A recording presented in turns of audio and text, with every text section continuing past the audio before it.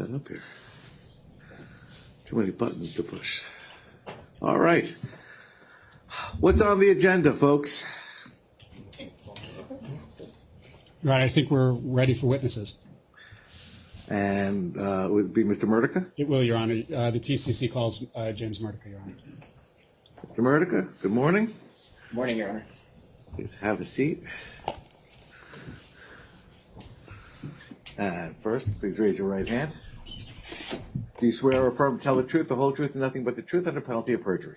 I do, Your Honor. Thank you. Please state your name and business address for the record, and we'll get you set up. My name's James Murdica. My business address is 1 North Wacker in Chicago. Good morning, Your Honor. Greg Starner, White and Case, on behalf of the J&J parties. If I may approach the witness? Yes, please. Thank you, Your Honor.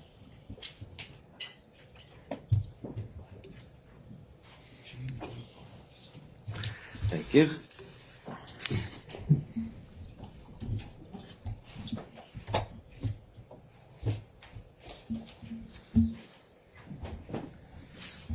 Mr. Murdica, can you take a look at what I have handed to you, which is marked as Debtor's Exhibit 5?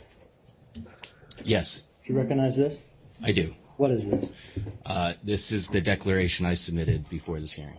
Okay.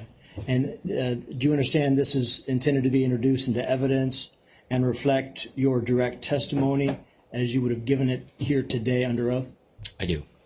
Your Honor, we submit Defendant's Exhibit 5 into evidence, subject to the court's ruling yesterday, so that would just apply to paragraph 61 of his declaration. All right, thank you.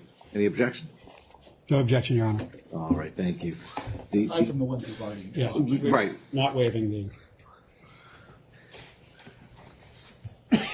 We'll regard it as a continuing objection. Thank you. Your Honor, Michael Winograd, Brown Rudnick, on behalf of the TCC. May I proceed, Your Honor? Yes, please. Good morning, Mr. Murdica. Good morning, Mr. Winograd. I just want to start with a little bit of background. You are an attorney, correct? I am. And you've been an attorney for almost 20 years? That's correct. And you've worked on J&J matters for your entire legal career, right? That is correct. Even as a summer intern during law school, right? Yes, more than 20 years if you count that.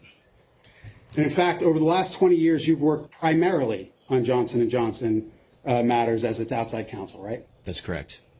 I want to talk a little bit about talc claims. You represent J&J in connection with the talc claims, right? I do. And you On began many- assisting J&J with respect to the talc claims in or about 2019, is that right? That sounds correct. And with respect to your assisting J&J, they didn't send you a separate engagement letter in connection with talc, right? No. Because that's not the nature of the relationship you have with Johnson & Johnson, correct? I'm not sure how to answer that. I've been fortunate to work for J&J my whole legal career, and so I work on multiple matters at the same time and don't formalize each separate matter. Okay, and so they don't send you a new engagement letter and say, okay, today strike that. They didn't send, as a practice, they don't send you a new engagement letter for each matter that you assist them on, correct? They do not. And with respect to talc, they didn't send you a new matter and say, okay, now a new engagement letter and say, now you're working on talc, right? No, sir. With respect to talc specifically, your primary role for J&J is assisting J&J in resolving the talc claims, right? That's what I've done for the last 3.5 years or so. And you have, and in fact, you've referred to yourself, right, as J&J's resolution counsel, correct? I'm sure that I have. Settlement counsel, resolution counsel. And with respect to this bankruptcy generally, you represent J&J in whatever they need you, correct?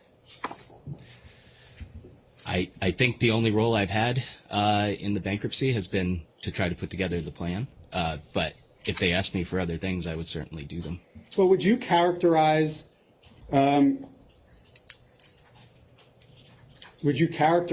your role with respect to the bankruptcy as representing J&J in whatever way they need you? I don't know how else to say it. I would do whatever I was asked. To date, I think the only role I've had here has been putting together the plan and all the settlement efforts from the first bankruptcy. All right, so I want to go back to now your specific role as resolution counsel. You believe that the most accurate calculation of the cost to settle all of the talc liabilities, both present and future, is $8.9 billion, correct? It depends. There's several ways to calculate it. The actual cost, the actual value of the claims, I believe, is zero. But if you're talking about if this plan was put to a vote today in bankruptcy, it would pass overwhelmingly for $8.9 billion, so that would be our cost. If we're back in the tort system, it's a totally different calculation because there's a lot more to it, which I'm happy to explain if you want me to. Your Honor, I'd move to strike his testimony about what would happen if it went out for a vote. That's up to voters, not Mr. Murdica. Overruled. Your Honor, may I approach, and I apologize for not doing this in the beginning, but I do have a couple of binders, including his deposition transcript. That's fine. So I'm going to just do this twice. I'm handing you now a book of just exhibits. Thank you.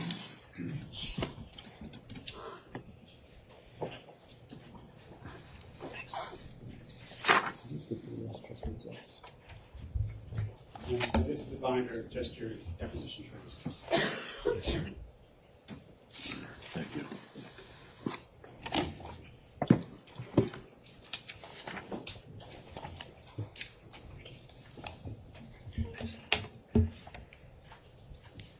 So, Mr. Murdica, if you could open up the binder labeled deposition transcripts. Yes, sir. And you were deposed twice recently, right? Once in connection with the preliminary injunction proceeding and once in connection with the motion to dismiss? Yes, I learned that's possible in bankruptcy, and you deposed me twice. Okay. Do you think that's an inefficiency? I had never been deposed before in my legal career, so it was surprising. Surprising that you were deposed or that you were deposed twice? Both. So with respect to tab A in what you have is the first deposition from April, and tab B is the second deposition from May. If you can open up tab B Yes, sir. and just turn to page 68. Transcript, page 68. Yes. I'm there.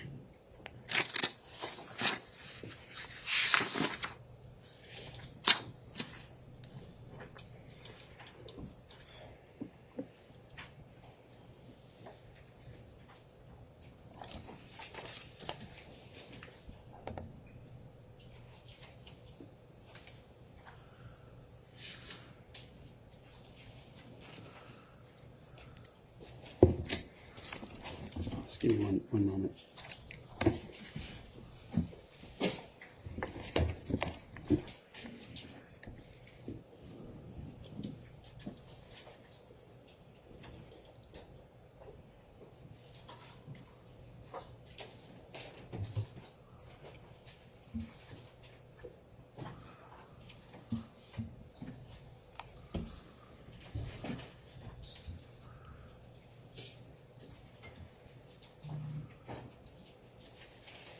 I apologize, Your Honor. Just That's all I right. have my glasses with me, but I will get through this.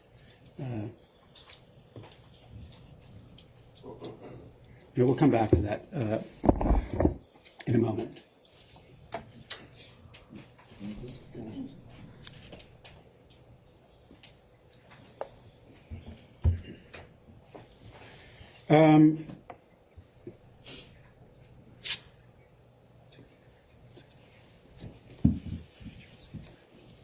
Okay, it's right where I looked the first time, Your Honor. I apologize. So, Mr. Murdick, if you could look at the question beginning at line 6 on page 68. Yes, sir. And I asked you, have you done any calculations or estimates concerning the cost to settle the MDL cases? And there was an objection by Mr. Starner. And you answered, well, the cost to settle all the talc liabilities present and future is $8.9 billion. That's the calculation I think is the most accurate. Objection, Your Honor. What's the objection? It's an improper impeachment. That's entirely consistent with his past answer. What's the purpose of the question? The purpose is that the most accurate calculation of liabilities in his mind was $8.9 billion. That's, well, objection twice over. That's now a mischaracterization of his testimony. I'm sorry, Your Honor, I asked, do you believe the most accurate calculation of the cost to settle all of the talc liabilities, present and future, is $8.9 billion? That was the question. He gave me a long answer. That was the same question I asked him there, and he said, yes, that's the most accurate calculation. Now, have you estimated how many future talc claims there will be? I have some ideas, but that's not my role. The FCR is doing that. Well, have you actually estimated how many future talc claims there will be? Me personally, no. When you say you have an idea of how many there will be, where does that idea come from? Well, one of the unique things about this litigation is that because it's a latent tort, it's impossible to predict how many claims will come in the future. All you could do is your best job.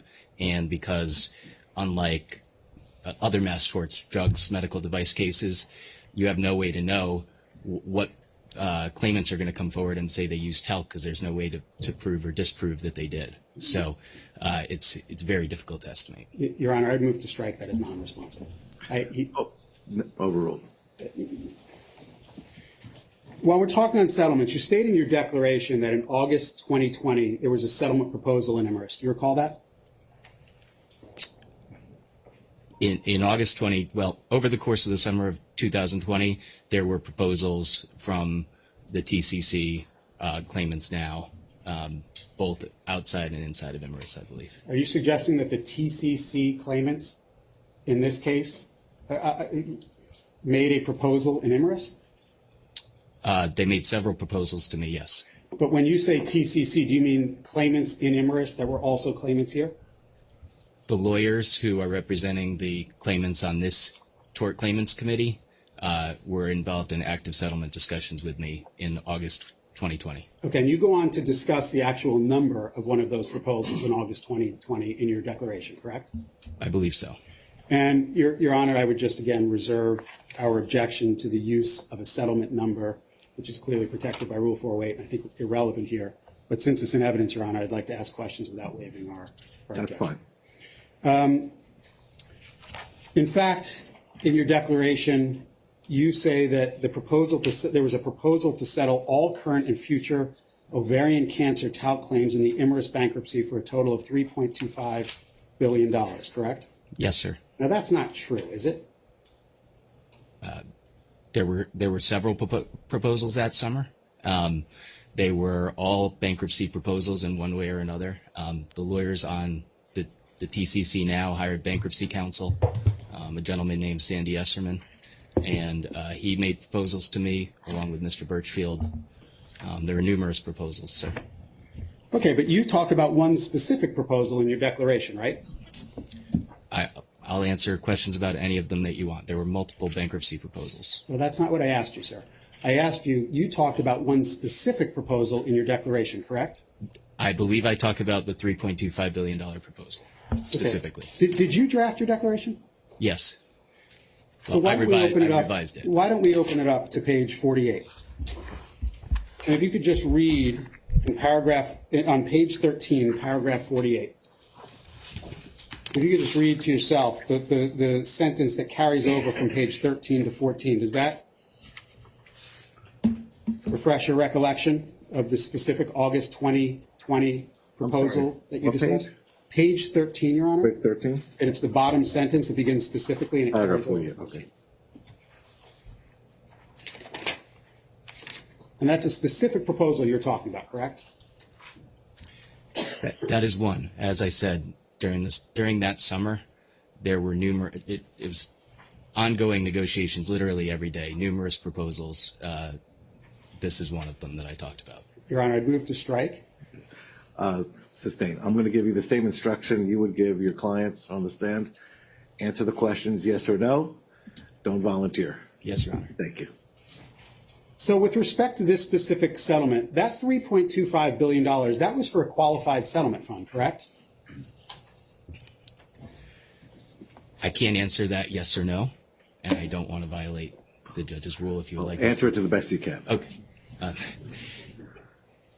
going to be a long day, folks. To my best recollection, there were multiple components of this. There was a futures component proposed for the Emirates bankruptcy, and the lawyers wanted to settle their ovarian claims at this point in time outside of bankruptcy for a number of reasons. So the majority of them would settle in a QSF outside of bankruptcy. 95% or more would have to, and then the remainder would be settled in bankruptcy. Okay, but the $3.25 billion that you talk about, that was just for the qualified settlement fund, correct?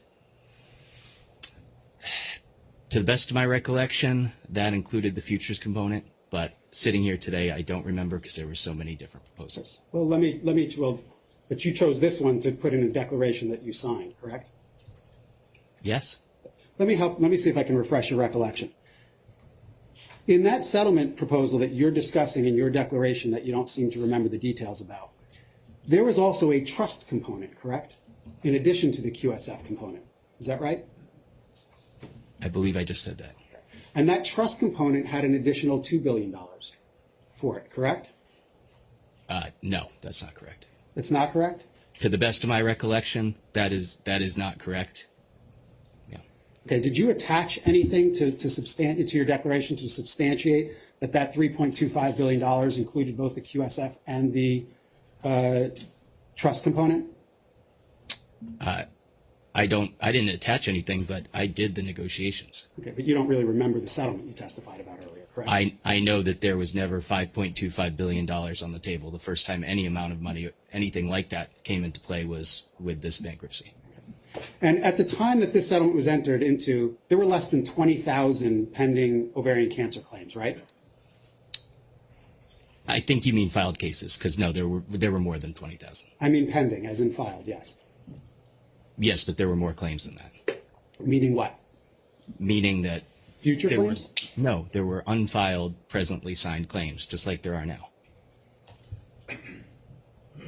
Let me just, there were less than 20,000 ovarian cancer claims that had been filed in court, correct? I don't know that off the top of my head, but there were way more than 20,000 claims at the time. And I want to go back to the QSF that you mentioned before, which you don't recall whether that alone counted for the $3.25 billion. But that QSF, that was a voluntary opt-in proposal, correct? It was a 95% minimum, with the remainder being settled in bankruptcy. Okay, let me ask it again. That was a voluntary opt-in proposal, correct? No, sir. It was not.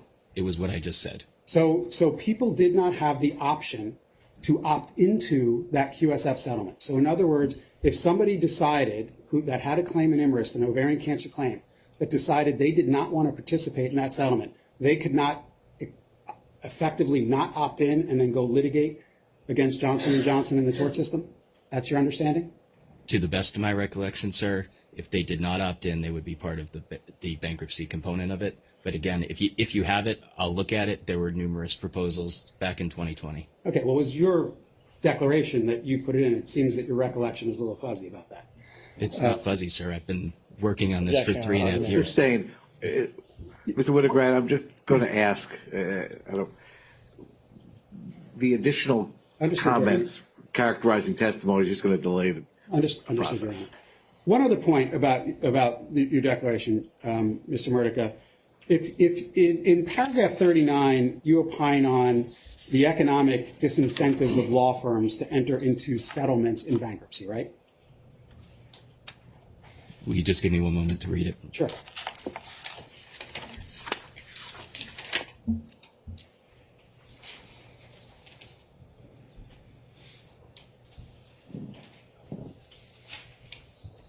Yes. And that economic incentive is effectively, you're discussing the common benefit fee, correct? That's one of the things, yes. And the common benefit fee, that is a fee that certain law firms get in a situation like this because they're doing the lion's share of the work, right? There's more to it than that. I don't want to break the judge's rule. I wouldn't say it's that simplistic. All right. Well, let me ask a different question. And the common fee, that comes out of the lawyer's fees, right? It doesn't come out of any recovery that would go to a claimant, correct? That's incorrect, sir. And why is that? Because in the MDL, there's two components to common benefit. Normally, there's a cost component that comes out of the claimant's recovery and a fee component that comes out of the attorney's recovery. Okay, and so let me just say it again. I was speaking specifically about common benefit fees, which I think was my question.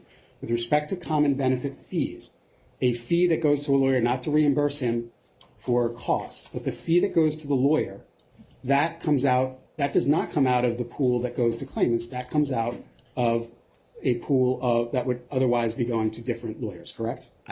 Sir, I can't agree to that because as an MDL practitioner, which I am, when you say common benefit fee, everyone knows it's the two components. It's the part that comes out of the claimant's recovery and the part that comes out of the lawyer's fee. So by fee, you're referring to fee and costs. That's how everybody refers to it that's a practitioner. But I want you to just accept my question in the way that I defined it in terms of fees. Separating costs to reimburse for costs, just fees for an attorney's fees, hourly rate or contingency fee.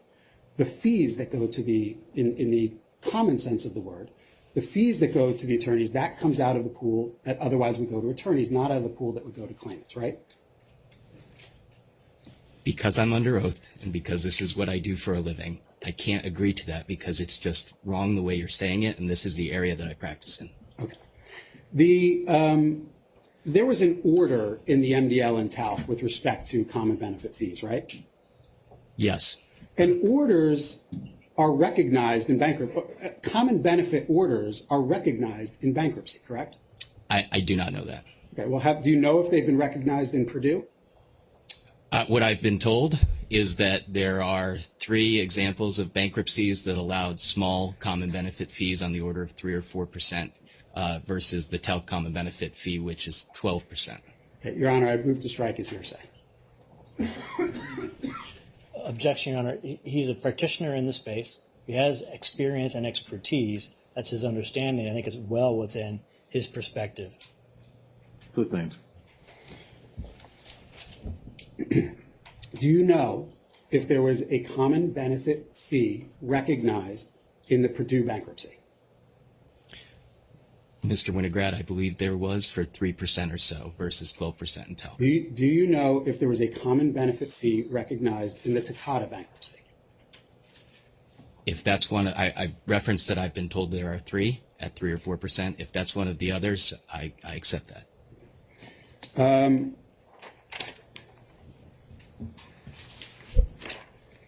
want to go back to LTL now. If these cases, the TALC cases, return to the tort system, you would not recommend to J&J that it settle the cases in the tort system, right?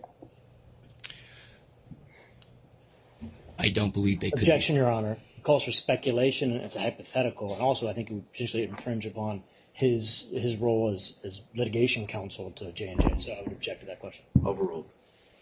I don't believe this could be settled in the tort system. So you would not recommend to J&J that it settle these cases if it went back to the tort system, correct? As things are now, as the law is now, I don't believe it can be settled in the tort system, so I would not. And with respect to your role as resolution counsel, that role involves having conversations with law firms that represent TALC claimants, right? Numerous every day. And to do that, you need to know which firms represent TALC claimants, right? Sure. And you know that from your role and experience in litigation generally, correct? Yes, sir, and from other settlements as well as litigation. In fact, you could probably tell us which firms have which claims filed or unfiled in just about any litigation that involves personal injury in mass tort, correct? In summary, yeah. Now, you also represent J&J in connection with mass tort claims other than TALC claims, right? I do. And you assist J&J in resolving those cases too, correct? I'm fortunate to have that opportunity, yes. Unfortunate, did you say? I am fortunate to have that opportunity. And there's overlap between the firms representing TALC claimants against J&J and firms representing non-TALC claimants against J&J, correct? Sure, there's so many firms in TELC. There's overlap between many torts. They're not direct overlap, but some firms in talc are in some of my litigation, some are in others. And you're familiar with the AHC of supporting counsel in this case, right? Yes, And they have approximately 15 members, is that correct? 15 to 20. And approximately 11, we can refresh your recollection, but does it sound right that approximately 11 out of 15 of their members are currently working with you on non-talc cases? If I said that at my deposition, I agree. I'd have to Okay. do the math in my head. That sounds about right. Okay. With respect to unfiled claims, LTL filed its second bankruptcy on April 2nd on April 4th of 2023, correct? Yes, sir. And when it filed its petition for bankruptcy, that included a purported chart of law firms with the most number of talc claims, right? Yes. And you provided the information for that chart, correct? Yes. And you were asked simply who had the most claims in the talc litigation with respect to law firms, right? That's right. Who asked you that? I can't remember which lawyer. One of the lawyers representing LTL. From Jones Day? It was either from Jones Day or it was from Jones Day. And what you did in response to that was just to provide a list of law firms, right? Law firm names.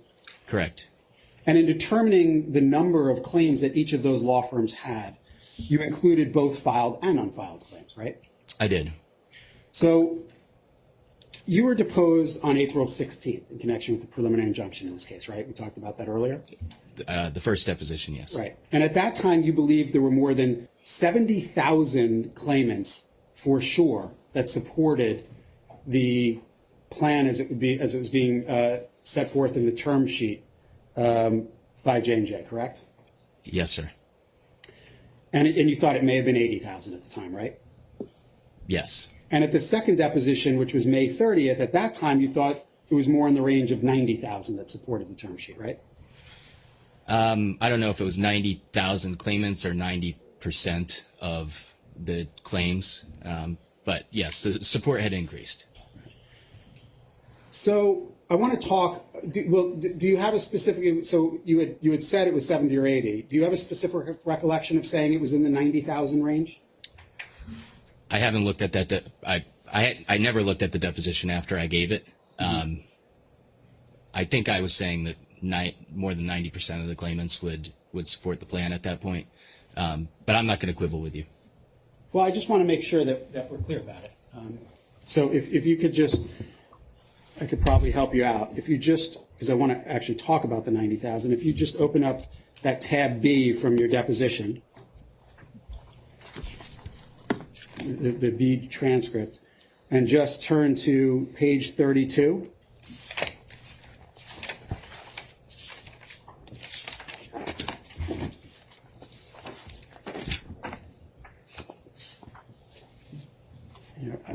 And just take a look at line 17, and if you could just read a little bit through that, does that refresh your recollection? Yes, sir. I said more than 75%, probably, in the 90s. So it was approximately, at the time, you thought there was approximately 90,000 or in the 90,000 range that supported, correct? Mr. Winograd, I think I meant in the 90s, the vote would be in the 90s percentage in favor of the plan, but I also think that there's 90,000 claimants in support now anyway, so either way you want to do it is fine. Well, I don't mean to dwell on this. I just want to talk about that 90,000 number.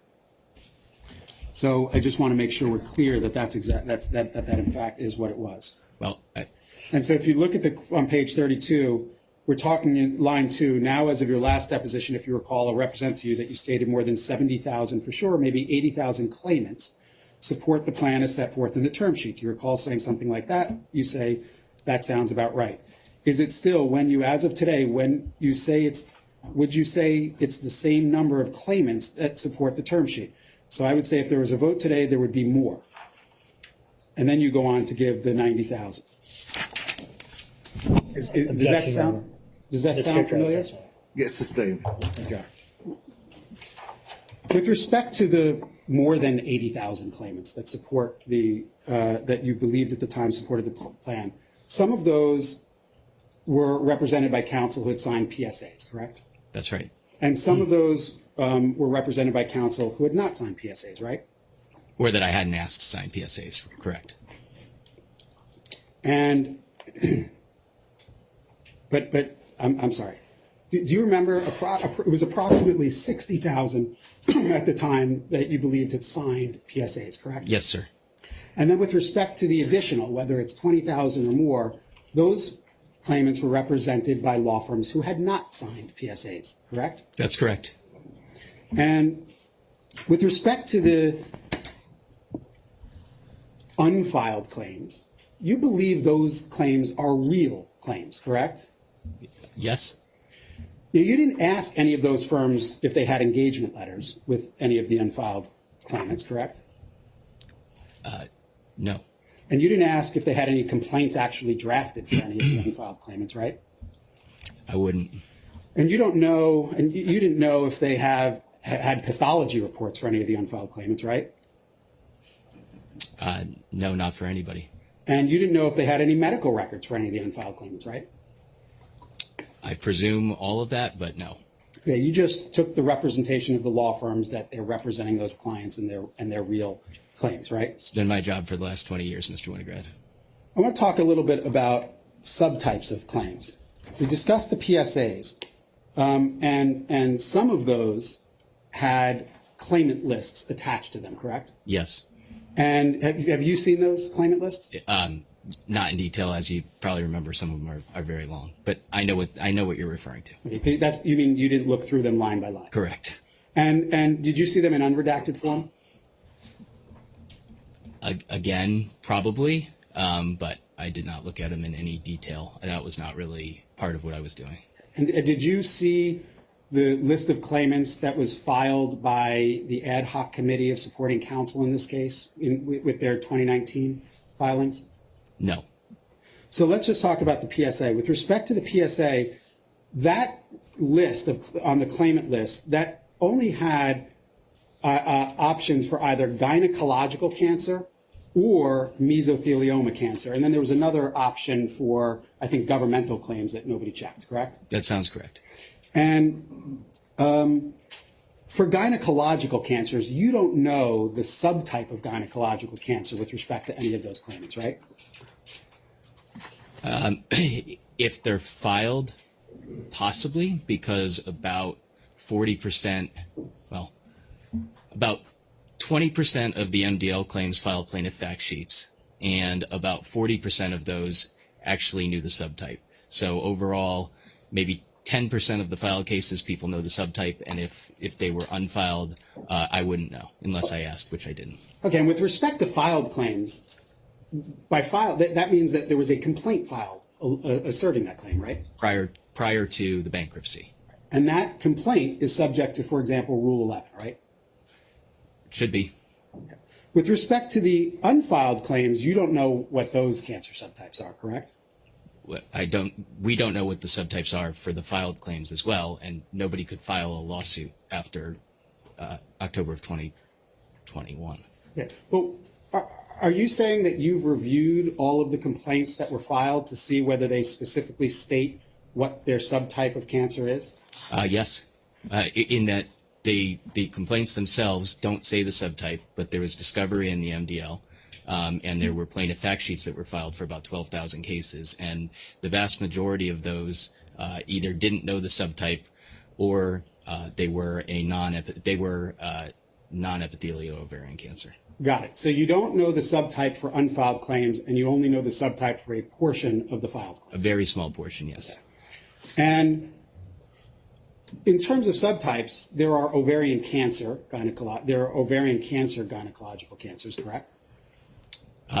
Many different kinds of ovarian, yes. And then there are non-ovarian cancer gynecological cancers, right? There's nuances there because some of the lawyers on your committee would consider peritoneal cancer and fallopian tube cancer the same as ovarian. Mm-hmm. but there's a number of types. So you've got ovarian. Within ovarian, you've got epithelial and non-epithelial. Outside of ovarian, you've got fallopian tube. You've got cancer of the peritoneum. You've got cervical cancer, endometrial cancer, uterine cancer. There's probably some others, but those are all part of the MDL and filed cases there. Okay, so just because the easier ones for me to remember, uterine cancer and cervical cancer are non-ovarian cancer gynecological cancers, correct? Yes, I would say that. Now, the term sheet, with respect to, there was a term sheet attached to the PSAs, correct? Prior to the plan, yes, there was. Right, and prior to the plans, and you drafted that term sheet, correct? Yes. And J&J signed it? I can't remember who the signatories were. I think there were multiple. But somebody signed it on behalf of J&J. Somebody signed it. And that term sheet pays ovarian cancer victims or claimants differently than it pays non-ovarian cancer gynecological claimants, correct? Not really, because there are types of ovarian cancer that are paid like the uterine cancers and the cervical cancers. There is a different, in looking at the term sheet, there is a different methodology for calculating ovarian cancers. They are listed separately from non-ovarian cancer gynecological cancers, right? I don't know if you want me to explain, but that's not accurate. Okay. Why don't we turn to the TDPs? We can let that document speak for itself. I think we need to. With respect to the TDPs, there were TDPs in two plans filed recently by LTL, right? Correct. And in the May 15th plan, there was a separate section in which payments for non-ovarian cancer claimants would fall for calculation of what they'd be owed under that plan, right? No. So again, if you want me to explain, I could tell you where you're wrong on that. But I don't want to violate the judge's rule. Why don't we take a look? Why don't we take a look at if we go back to your deposition transcript at B and page 71.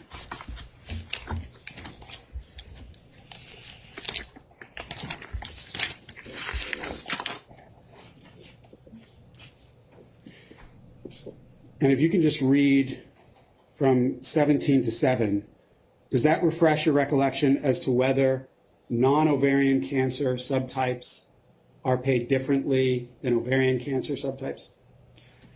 Mr. Winograd, page 71, line 17 to what? Page 71, line 17 to page 72, line 7.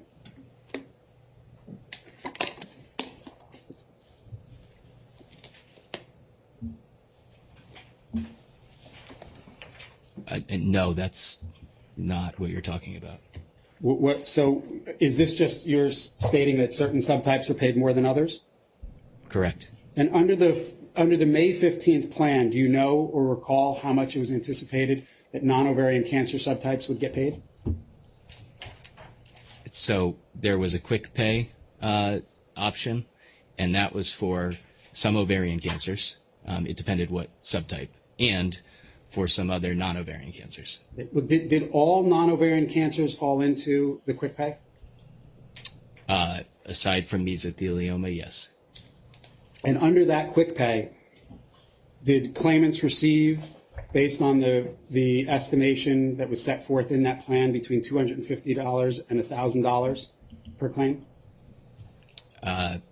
Based on the points, that sounds right at the time, but of course there's a new plan and there will be a new disclosure statement. Okay, so now with respect to the new plan, that was filed on June 26th, right? Yes. And with respect to that plan, non-ovarian cancer, gynecological cancer claimants, they'll receive $1,000 per claim, correct? Non-ovarian gynecologic cancers. I'd have to look. I was actually on family vacation. Sure. Why don't we take a look? If you could open up your binder with the exhibits to tab 7.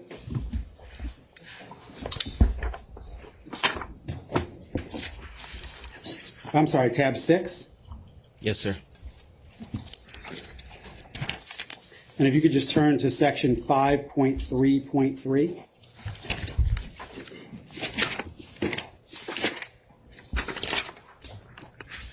That's on page 39.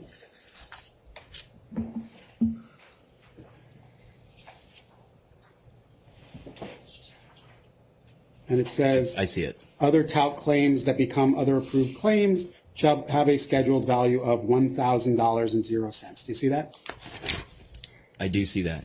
And does that refresh your recollection that non-ovarian gynecological claims will receive $1,000?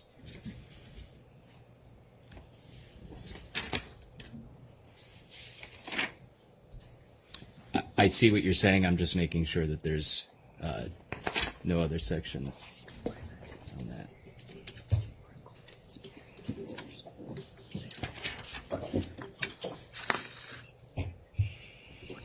I don't know that that's what that section applies to, and I would need to look at this in more detail. I'd have to talk to my partner and look at this in more detail. Would you like me to? Do you feel comfortable enough to look at a couple of other sections? Why don't we come back to it? So you're not sure if section 5.3.3 applies to non-ovarian cancer gynecological claims. That's what you're saying? All I'm not sure about, Mr. Winograd, is whether that particular section would capture something like uterine cancer. It may, and you may be completely correct. And I don't want to be imprecise, and I haven't looked at the amended plan in detail because I was not the partner at my firm that handled this.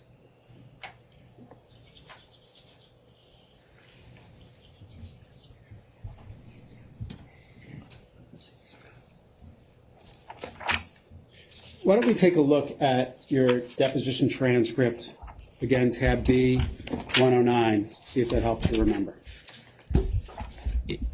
Tab B, page 109. I can tell you it's not going to help me remember because this plan was filed a couple days ago.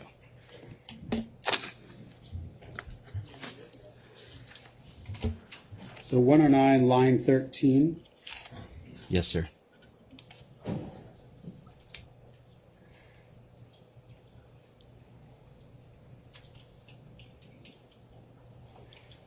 All right, question. All right, and because non-ovarian gynecological cancers have to be submitted for approve for accelerated claims, they don't fall under 5.3.1, they fall under 5.3.3. Is that fair? You know that's how I read it. Objection, Your Honor. This was a deposition that was taken before the amended plan. I guess I'm confused. It could assist the witness. It's the same section numbers, and Your Honor, if we need to, we can take out the red line of one plan against another and see how the section numbers Are you representing that all the references of those provisions have not been changed? Is that your I'm representation? representing that the section 5.3 that I we're just don't think talking about. it's not a gotcha game. If the amended plan says certain things, amendments have been made, I don't think it's fair. The amended plan speaks for itself, and to the ask- extent the witness can comment on it, he can. If you can't comment, you'll say that. Does that refresh your recollection? It refreshes my recollection about my testimony on the original plan. I agree with you that it looks like 5.3.3 is talking about the same thing. I really can't say as to this plan I don't want to say something imprecise. Okay. What's your billing rate for the work that you do for J&J? $7.80 an hour, I believe, much less than you guys. So J&J has paid you. So J&J, I'll come back to that in a second. But J&J has paid you more to come to court today than it would pay a claimant under this specific section, correct? I don't know, Mr. Winograd. Well, are they paying you more than $1,000 to be in court today? Yes.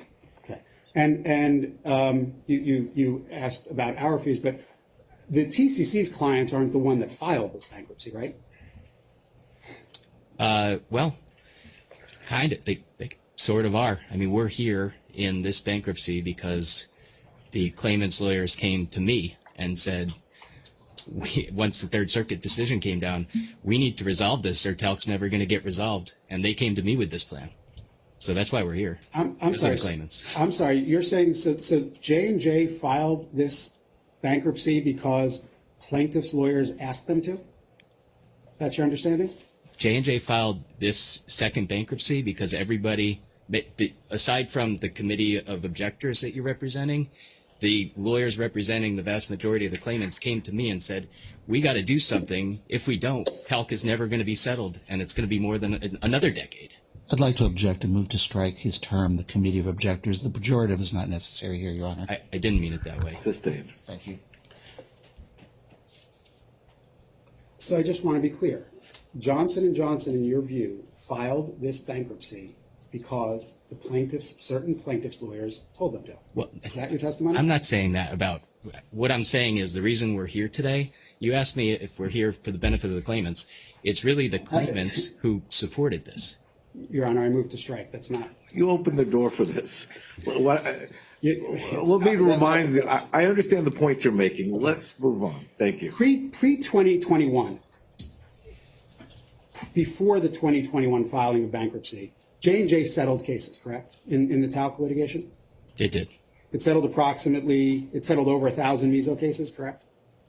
Correct. And approximately 6,000 ovarian cancer cases? That's correct. And you were involved in settling those, right? I was. J&J has not settled a single non-ovarian cancer gynecological cancer case, right? To date, I believe that's true. And to date, J&J has never compensated, to date, J&J has never compensated anyone for non-ovarian gynecological cancer, right? I think that's right. Just one more small point about unfiled claims. Some firms, in your view, have significant inventories of unfiled claims, right? I'm not going to characterize it, but there are several firms with many unfiled claims in the hundreds and thousands. And one of the reasons that they have unfiled claims is a lot of plaintiffs' firms have taken the view that the statute of limitations did not start running until talc was no longer sold in the U.S., right? That's my understanding from talking to plaintiffs' lawyers.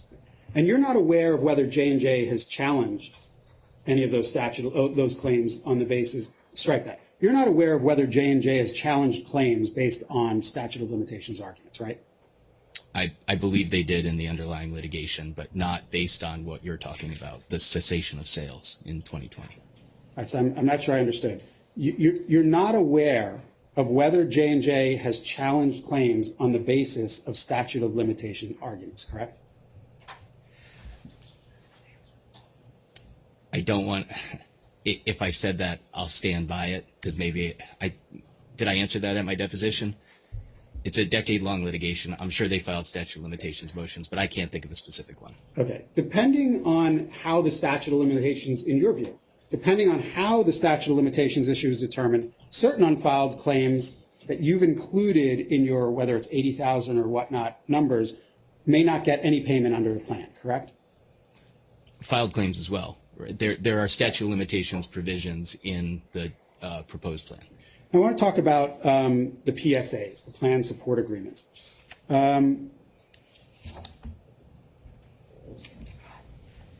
plan support agreements were based on a template that was given to you by a plaintiff's lawyer, Michael Watts, correct? Yes, Michael Watts. Right, Michael, M-I-K-A-L. Right? Yes, correct. And he's a plaintiff's lawyer, right? He's generally considered to be one of the best trial lawyers in the country. And he's a member of the AHC? Yes, And then you took his template and then you edited it, right? I did. And all the PSAs that were signed are effectively the same in substance other than the signature box, right? Yes, And the PSAs were signed by the plaintiff's law firms, not actual claimants, right? that's correct. And your view is that actual claimants are free to vote for or against any plan that's put in front of them, correct? Yes, they'll get a recommendation from their counsel, and then they'll vote. Okay, but I understand they may get a recommendation from their counsel, but in your view, actual claimants are free to vote for or against any plan put in front of them, correct? I agree with you. And the lawyers that you've been speaking with, they never told you they had commitments from their clients to support a plan, correct? No, they told me they would recommend this plan to their clients. And you've never spoken with any talc claimants, correct? That would be unethical. And you've never seen anything signed by a talc claimant pledging support for the term sheet, for example, correct? I've neither seen that nor anyone pledging support against it. Do you know if, and you don't know if counsel actually had consent from the clients, from their clients to sign those PSAs, right?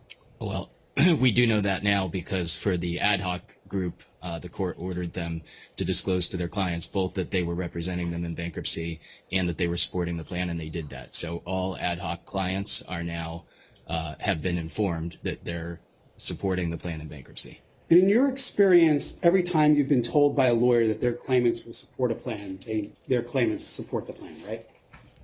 I've never done that with a plan, but in all of my settlement work, which I think is in my declaration, I've settled more than 30 mass torts. When a lawyer recommends to their client that they settle, it's usually because it's usually worth settling, and they follow their lawyer's recommendation. And here you spoke with the lawyers in support of that signed the PSAs, and you got their representations that they would recommend it to their clients. I did. Now, you're familiar with Mr. Nakawati? Majid Nachwadi. And he's a plaintiff's lawyer as well, correct? Yes. And he signed the PSA? Yes. And did he also represent to you that his clients would support the term sheet and the eventual plan that came from it? Yes. And are you aware of whether Mr. Nakawati was deposed in this case? I know he was. I did not attend. Have you heard or read his testimony? No. Okay, we'll hear from him later in this case. Now, you also, do you know James Onder? Yes. He's also a plaintiff's lawyer, right? Correct. And he also signed the PSA, correct? He did. And did he also express to you that his claimants would support the term sheet and the eventual plan that came from it? He did. I mean, I've spoke to both of them recently, and they both support the plan. Okay, and are you aware of whether Mr. Onder was deposed in this case? Yes. And have you heard or read his testimony?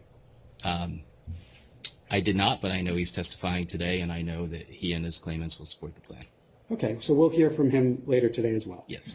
And did you attend, do you recall, and I know the dates are difficult because there have been a lot of hearings, but do you recall attending a May 30, 2023 hearing in this case? Did I? Yeah, let me ask it differently. Do you generally attend the hearings in this case? I do generally in person. I think I've missed one or two, and a couple of the Zoom ones that we've had recently, I was with my kids, and I remember listening to one with one earbud in to touring the Crown Jewels and the Tower of London when you weren't supposed to have a phone on. So, well, I don't know if you just admitted to it. We won't tell the British government. So, I try to listen. Have you heard, and I'll represent to you, this is straight from a transcript on May 30th. Are you aware of whether the counsel for the ad hoc committee of supporting counsel stated to this court, sure, the debtor has a plan on file. As I said at the last hearing, we don't necessarily agree with everything that's in it, and we're hard at work with the debtors to try and have an amended plan filed that we do agree with. Do you recall that? Yeah, I think that's why you see there's a new plan and all the changes that they wanted. Right. So I just want to go back for a moment to May 30th. As of May 30th, you had been deposed on May 30th, correct? That was the date of your second deposition. Oh, okay. Your date of your second deposition was May 30th, right? Okay. So yes. Does it sound to you like as of that date, the AHC counsel didn't yet agree with the terms in the term sheet? No, they did.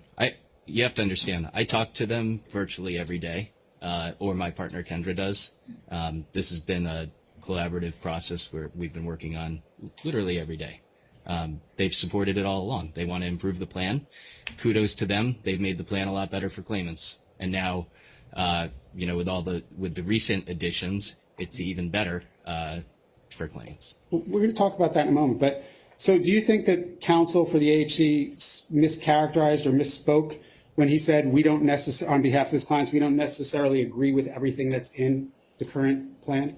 No, I think they were negotiating. I think that was part of trying to make the plan better. Okay, great. So you mentioned now the new plan. That's the new plan that was filed on there's now a new plan, the most recent plan on June 26th, correct?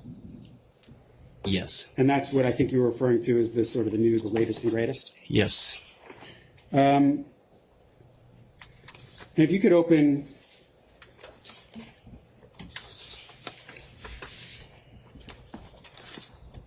to tab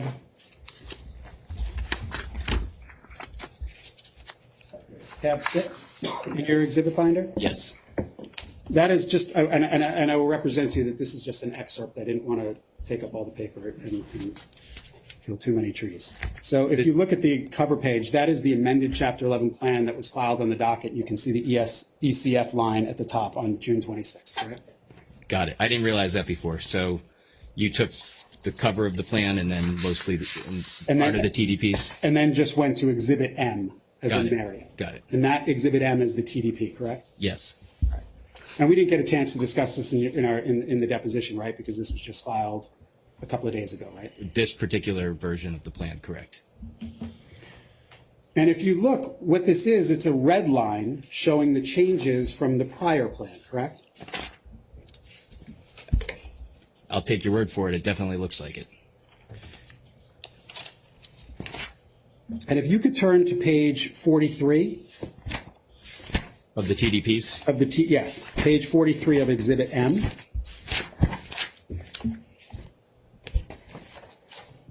I'm there. And if you look at section 7.1, you see that's under the Article 7 individual claims payment process. Yes, and sir. then 7.1 is point-based monetary values. Do you Yes, see sir. that? I do. And if you can just look at the bottom page, you see where that sentence is deleted? Yeah, the trust was, and it Yes. carries over.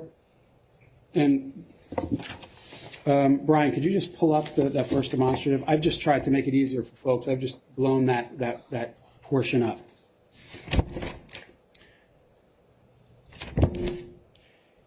And if you read the deleted part, there we go. If you read the deleted part, it says, the trust was established with the goal of achieving a point value of $1 per point, and the debtors believe that an initial point value will be between 50 cents and $2 per point. Let's just stop there for a moment, right? So if you look at 7.1, there is a points-based distribution for claims, correct? Right. And you get, and each point is allocated eventually a certain dollar amount, right? Correct. Now, in the June 15th plan, it allocated 50 cents to $2 per point, right? That was what it was expected. That was the expected initial value? Yeah, I believe that was the prediction, which will now be in the disclosure statement. Okay. And that's been deleted in this plan, right? Because it's going to be in the disclosure I statement. moved to strike as to what, it's been deleted in the plan that's been filed with the court, Yes, correct? sir. And if you look at page, now if you read the rest of that, it says the factors, the value for each point will be set forth in section 7.1.2D. Do you see that? I don't. I'm sorry. I lost you, but yeah. it's So okay. if I you believe just, I'll point you to it. If you look at the sentence, it starts with the trust was established, and then we talked about that's all deleted. If you see what's been added at that sentence in lieu of estimated cash value for points, it says, and the factors set forth in section 7.1DB below. You see that? Yes. And that suggests that those factors are going to be used to determine cash values for points, right? Or, yes, probably by the trustee, I would guess. Okay. And let's just take a look at those factors. If we can just go to the next demo, Brian. And that's on page 45. Here's 7.1.2D, factors to determine cash value of a point. Do you see that? Yes. And then it says the trustee shall consider the following factors in determining the cash value of a point, including the initial cash value of a point and any changes to the cash value of a point, if applicable. Do you see that? Yes, sir. And then the factors are blank, right?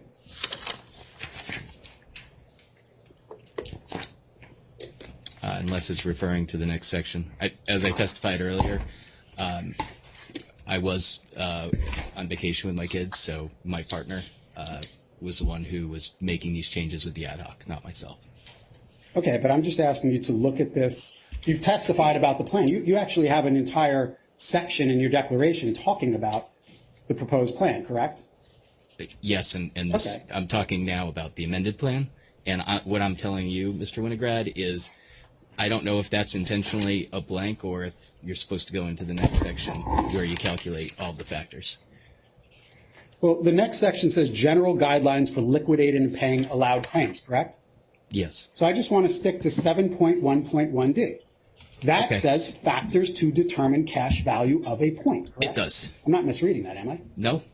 And then it talks about the trustee shall consider the following factors in determining the cash value of a point, including the initial cash value of a point and any changes to the cash value of a point, if applicable, colon, It says and then it's blank, right? there's a dot. Yes, And this is the current plan on file, right? it is.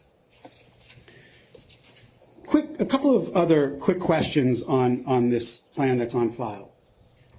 If you look at section 5 of your declaration, and that's titled "Proposed Plan is Designed to Efficiently and Equitably Compensate Talc Claimants." Do you recall that? Yes. You've negotiated numerous settlements for J&J over the last 10 to 20 years, right? I have. And those have been primarily MDL settlements, right? I'd say half. Well, would you, in your words, would you use the word primarily, that those settlements over the last 10 to 20 years have been primarily MDL settlements? I wouldn't because, for example, I settled the Involcana MDL, which started in this courthouse and was just terminated last month, but also the mesh MCLs, which are not MDLs. So I'm not trying to split hairs.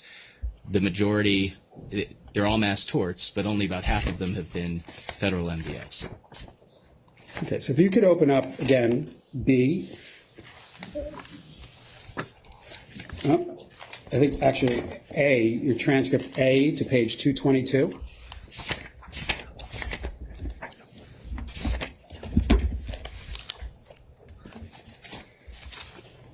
And if you could just look at lines 2 through 17.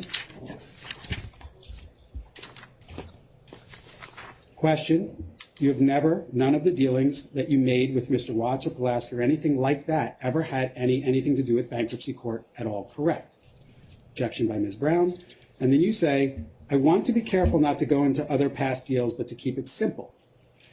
I'll tell you, again, that the other settlements that I've done, which have been primarily which have primarily been MDL settlements of non-latent torts that had not been pending for 10 years, that did not have 40,000 claimants, that would not have necessitated a channeling injunction.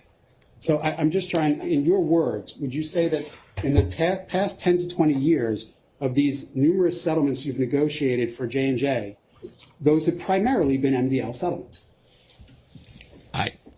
I testified imprecisely, and what I'm trying to just explain to you, I'm not trying to quibble with you, but not everything is an MDL that's only federal court. So in New Jersey, we have multi-county litigations. We have MCLs, and I've settled several of those too, including 3 that are pending before Judge Porto right now. None of the settlements that you've done for J&J over the last 10 to 20 years have involved a litigation of this size, like the talc litigation, right?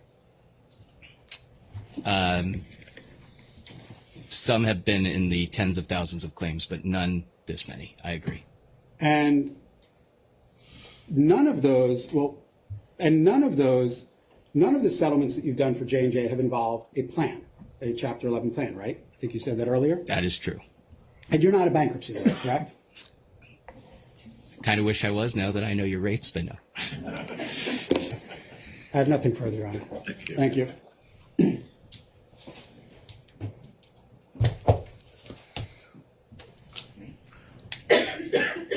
There's Richard Durfer.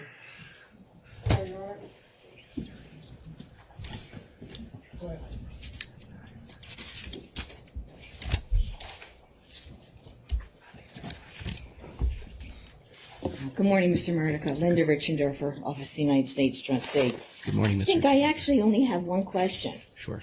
I think at least twice you said that you'd have to talk to your partner about certain sections of the amended plan. Who is that person? Ms. Kendra Lounsbury. And is she a bankruptcy attorney? She is not a bankruptcy attorney. To your knowledge, has she ever been involved in a case before where there was, strike that, let me start over again. To your knowledge, has she ever worked on a bankruptcy plan before? She has not, but she is one of the best settlement attorneys in the United States. She's sitting right next to you, three people over. Okay. She has extensive experience doing this. Okay, thank you. I wondered who that was back there. Thank you. Okay, so a lot of settlement experience, hasn't worked on a plan before. Your firm, though, does have a bankruptcy department, doesn't it? It does. And have you involved any of the bankruptcy attorneys at your firm in working on the plan for LTL? I have not. The other statement, and it's still a little early in the morning for me. I'm not a morning person, so I just want to, I think I wrote this down correctly.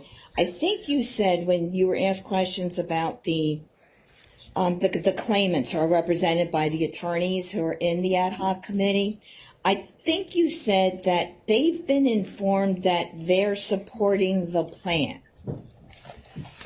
Do you recall stating that?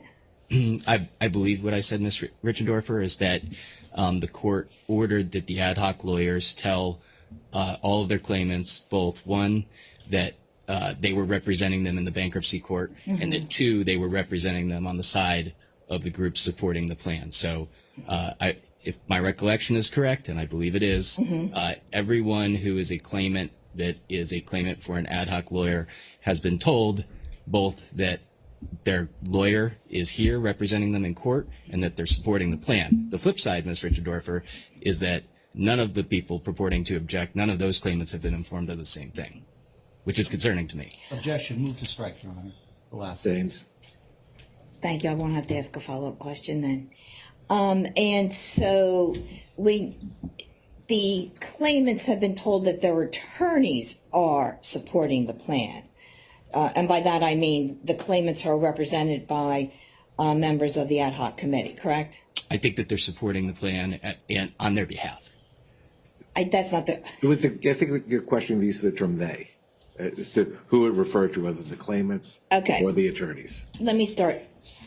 You mentioned that the court wanted the claimants represented by those law firms who are members of the ad hoc committee of supporting counsel to receive notification. And you mentioned there was two things that were to be in the notification. Can you repeat those again? Sure. And I'm just going to tell you to the best of my recollection. I haven't looked at this in a long time. Exactly. But my recollection is that they were telling the claimants, one, that the lawyer, the ad hoc lawyer, is representing them in this bankruptcy versus just representing them in the tort system or whatever was before. That was number one. And then two, that the ad hoc lawyer's position in the bankruptcy was in support of the plan.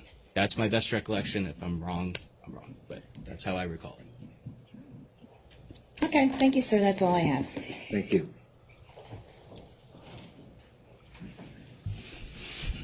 Good morning. Good morning, Your Honor. Jonathan Ruckteschell on behalf of Paul Crouch. May I approach it? Yes, please.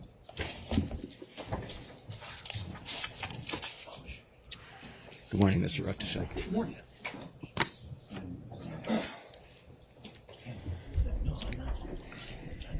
Mr. Murdica, I'm John Ruckteschell. I don't think we've met before. Is that your recollection? You deposed me twice by Zoom, I believe. Right, but we haven't been here in the same place. And I think in one of your depositions I was just observing. But that's all right. I have some questions for you about the Lanier settlement agreement that I've just given you a copy of. I'm going to try and roll through it really quickly. I don't think we're going to disagree about anything.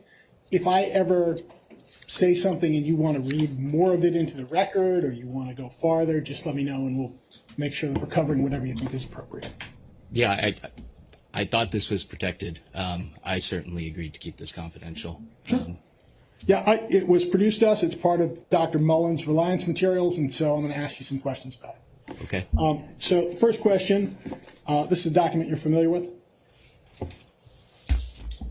I have to see which one this is, but yes, I did all these settlements. All right, and just for the record, the copy you have in front of you on the bottom of the first page has the Bates number LTL MGMT 000-15917, correct?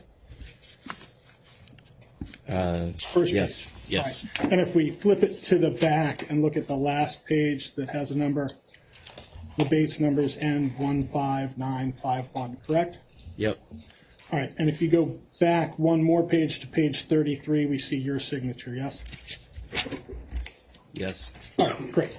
And if you go to the first page, this document bears a date of December 30, 2020, correct?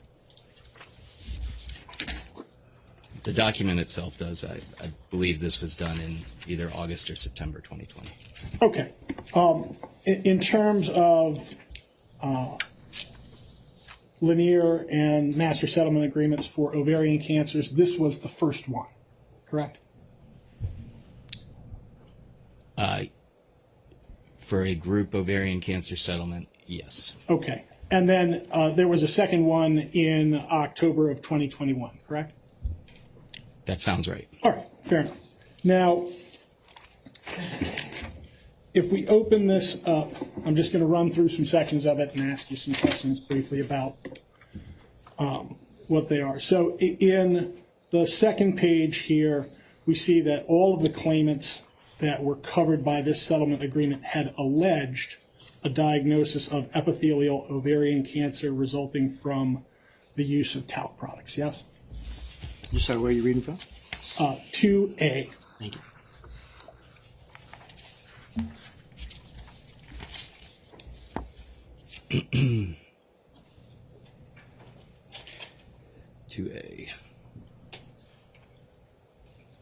I'm sorry, I'm looking at the wrong part because I'm seeing. Page 2. Page 2, Oh, 2, Roman 2 recitals, large A.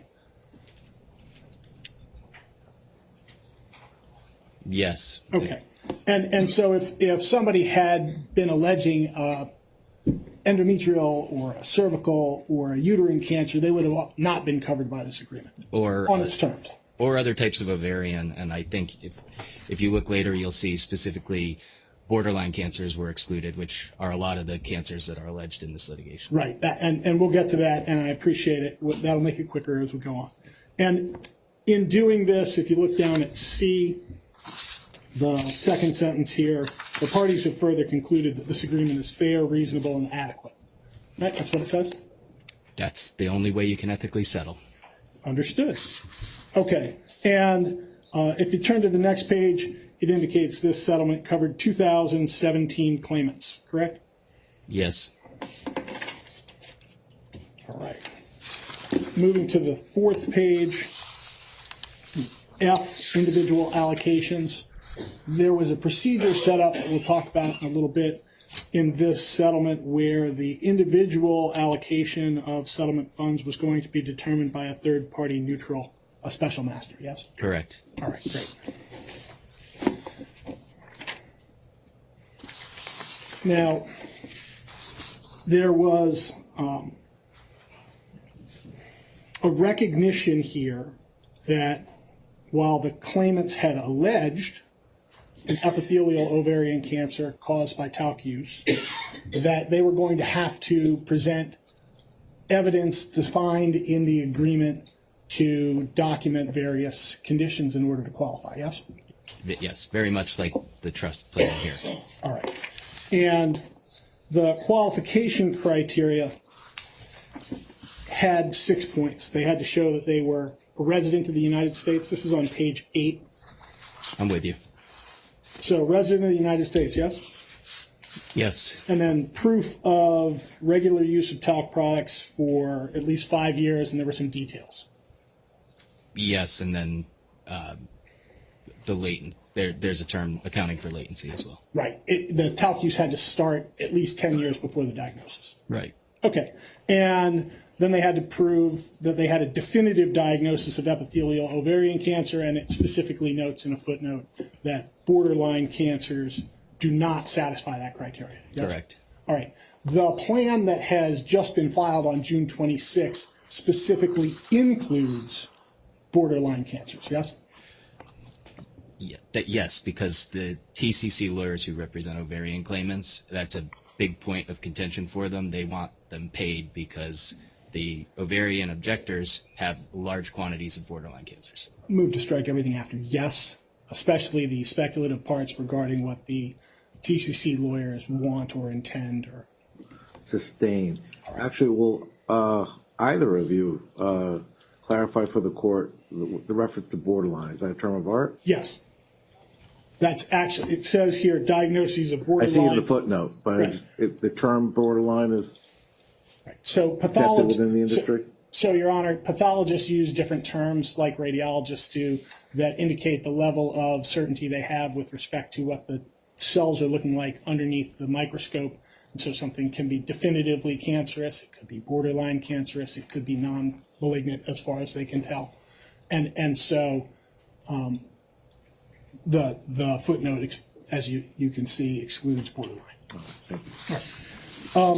The fourth characteristic, they have to produce medical records about other risk factors for ovarian cancer, including genetic, if they're available.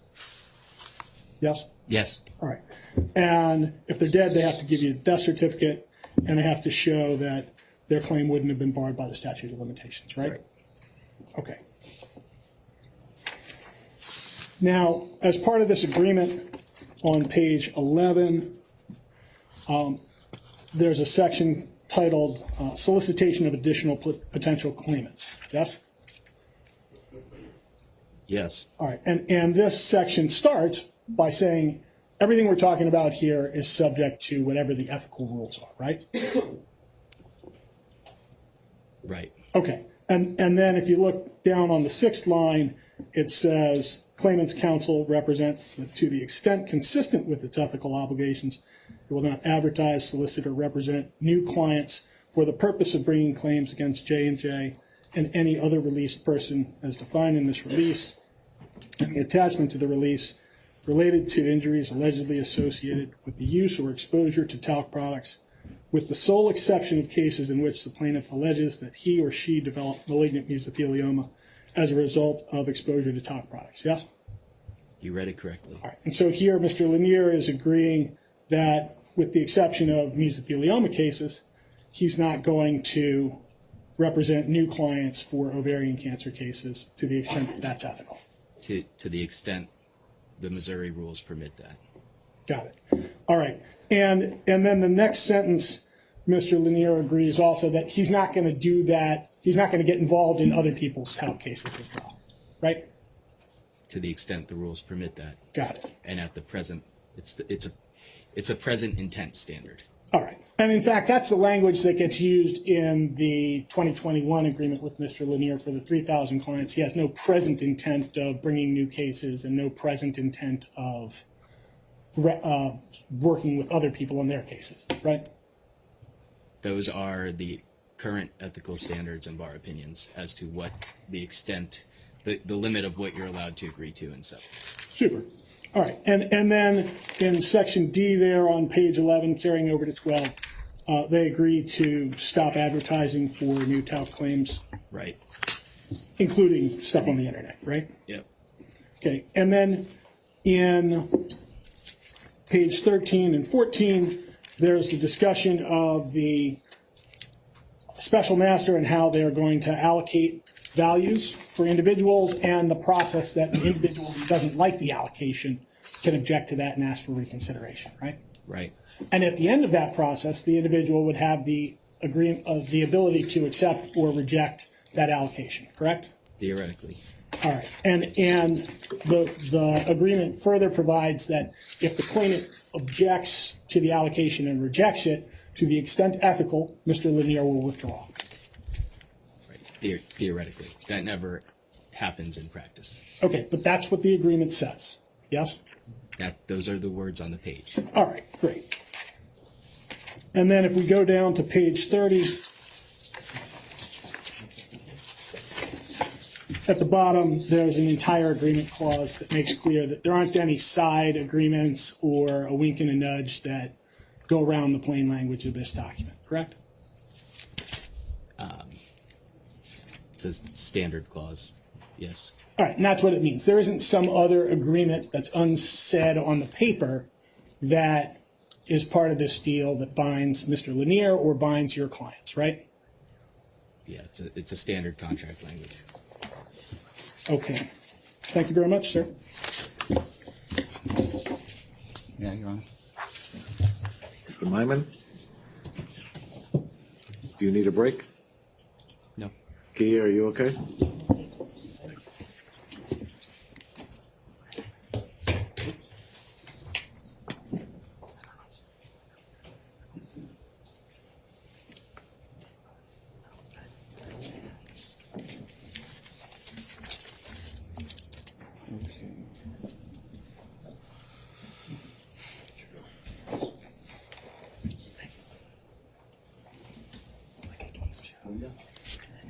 I'm sorry, Your Honor.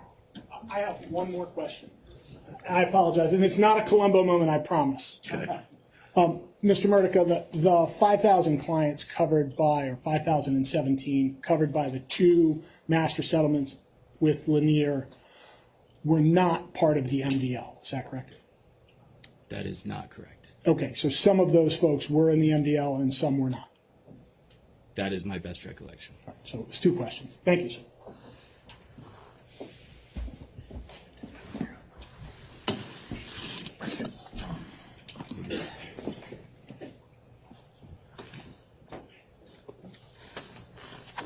Good morning, Mr. Murdica.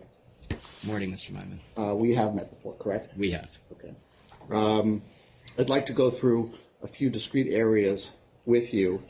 First of all, you're with the firm of Barnes & Thornburg, is that correct? I am. And I think you testified initially that over the course of your career, or at least the last decade or so, your work has been primarily on behalf of Johnson & Johnson, is that correct? Right. What percentage of your work is on matters in which Johnson & Johnson retains you? More than 95%. Okay. So what I'd like to do is I'd like to go through a few aspects.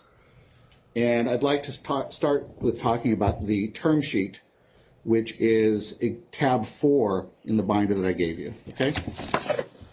Yes. And I'd like to talk about, first of all, you negotiated the terms of this term sheet with Michael Watts, correct? And others, yes. And while others were also involved, Mr. Watts on the side of claimants was the primary lawyer that you dealt with. Fair? I'd say so. Okay. And this, I'd like to talk to you about three aspects of the term sheet. First of all, it has within it a split of the funds that are available between current and future claims, contemplating an allocation of 2/3 to current claimants and 1/3 to future claimants. True? It did then. It's been supplanted by the plan. Well, we'll get to the plan in a moment, but that was the term sheet, right? At that time back then, yes. Okay.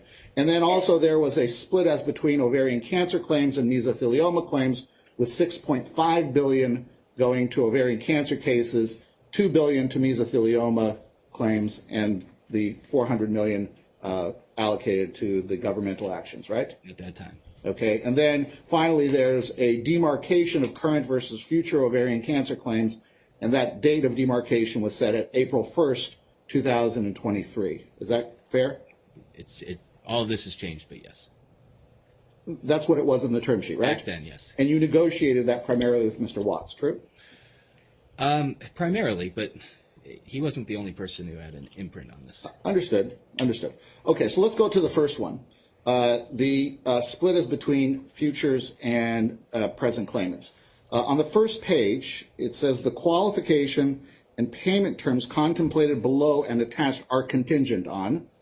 And then number 3 there, going on to the second page, is that the future claims representative's agreement that she will not assign more than 1/3 of the trust corpus to qualifying future claims. Do you see that? I do. And I just realized this myself, but while I asked you that the split was 2/3, 1/3, it's 2/3 or more against 1/3 or less, right? She will not assign more than 1/3, right? I guess you can look at it that way. Okay. The second term that we talked about was the split is between ovarian cancer claims and mesothelioma claims, and this is on page 3, the ovarian cancer 283, which is a minimum of $6.5 billion for the ovarian cancer claims. True? At the time. And with regard to the mesothelioma claims, if we go to 2B3 on page 4, it's a minimum of $2 billion to the mesothelioma qualifying claims, correct? Yep, at the time. Okay. And then finally, there is the demarcation, and that is 2A1 and 2, whereby existing claims, existing ovarian cancer claims, are defined as someone who has an ovarian cancer diagnosis prior to April 1st, 2023, and if they're retained by an attorney, they executed that retention agreement prior to April 1, 2023. Do you see that? I see it on the screen. Okay. I didn't find it here, but that's okay. Sure. On page 3, 2A1 and 2A2. Got it. Okay. And that's what was in the term sheet that you negotiated with the claimants counsel, correct? Yeah, the original plan. The original term document, not the plan. Okay. The term sheet, right? The original term sheet. Okay. And then future ovarian cancer claimants are those whose cancer diagnoses came after April 1st, 2023. True? Well, beyond April 1st didn't exist at this time, so that would be the future. Right? This was April 2023. I understand that, but for definitional purposes, anyone who was diagnosed after April 1st, 2023 is considered, under the term sheet, a future ovarian cancer claimant. In that document from 3 months ago, yes. Okay. Now, this was something that was negotiated between yourself, Mr. Watts, and the other attorneys who signed the PSAs under non-disclosure agreements, correct? Yes. And nobody could get a copy of the term sheet unless they signed the non-disclosure agreement, correct? Right. If they asked me to see it, I would have sent them a non-disclosure. And you wouldn't send it without the non-disclosure executed, true? Right, but nobody ever said they wouldn't sign the NDA. If anybody asked me, I gave it to them. Yes or no? My question is simple. Make it easier. Everybody who you sent the term sheet to had signed an NDA, correct? Right? Yes. Okay. And so what that meant is, pursuant to the terms of the NDA, they and only they, aside from the people on your side, were the only ones who knew about this April 1st, 2023 demarcation between existing and future ovarian cancer claimants. Is that true? At that time, yes. Okay. And this wasn't made public until after April 1st, 2023, which was, in fact, it wasn't made public until LTL filed its second bankruptcy. Is that true? Well, 3 days later, but Mr. Mayman, I don't believe that term even exists anymore. Okay, I'm going to move to strike. I asked a simple question, Your Honor. It's just a, Okay. This was not made public and available to people other than the signatories to the PSAs until after the filing of a plan, correct? Right. Okay. Now,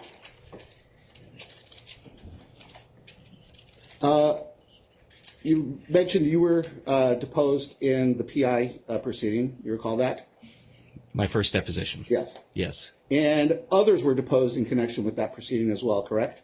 Yes. And I noticed, because I attended some by Zoom, that you attended some by Zoom as well, correct? When I could, yes. You were there for Michael Watts's deposition?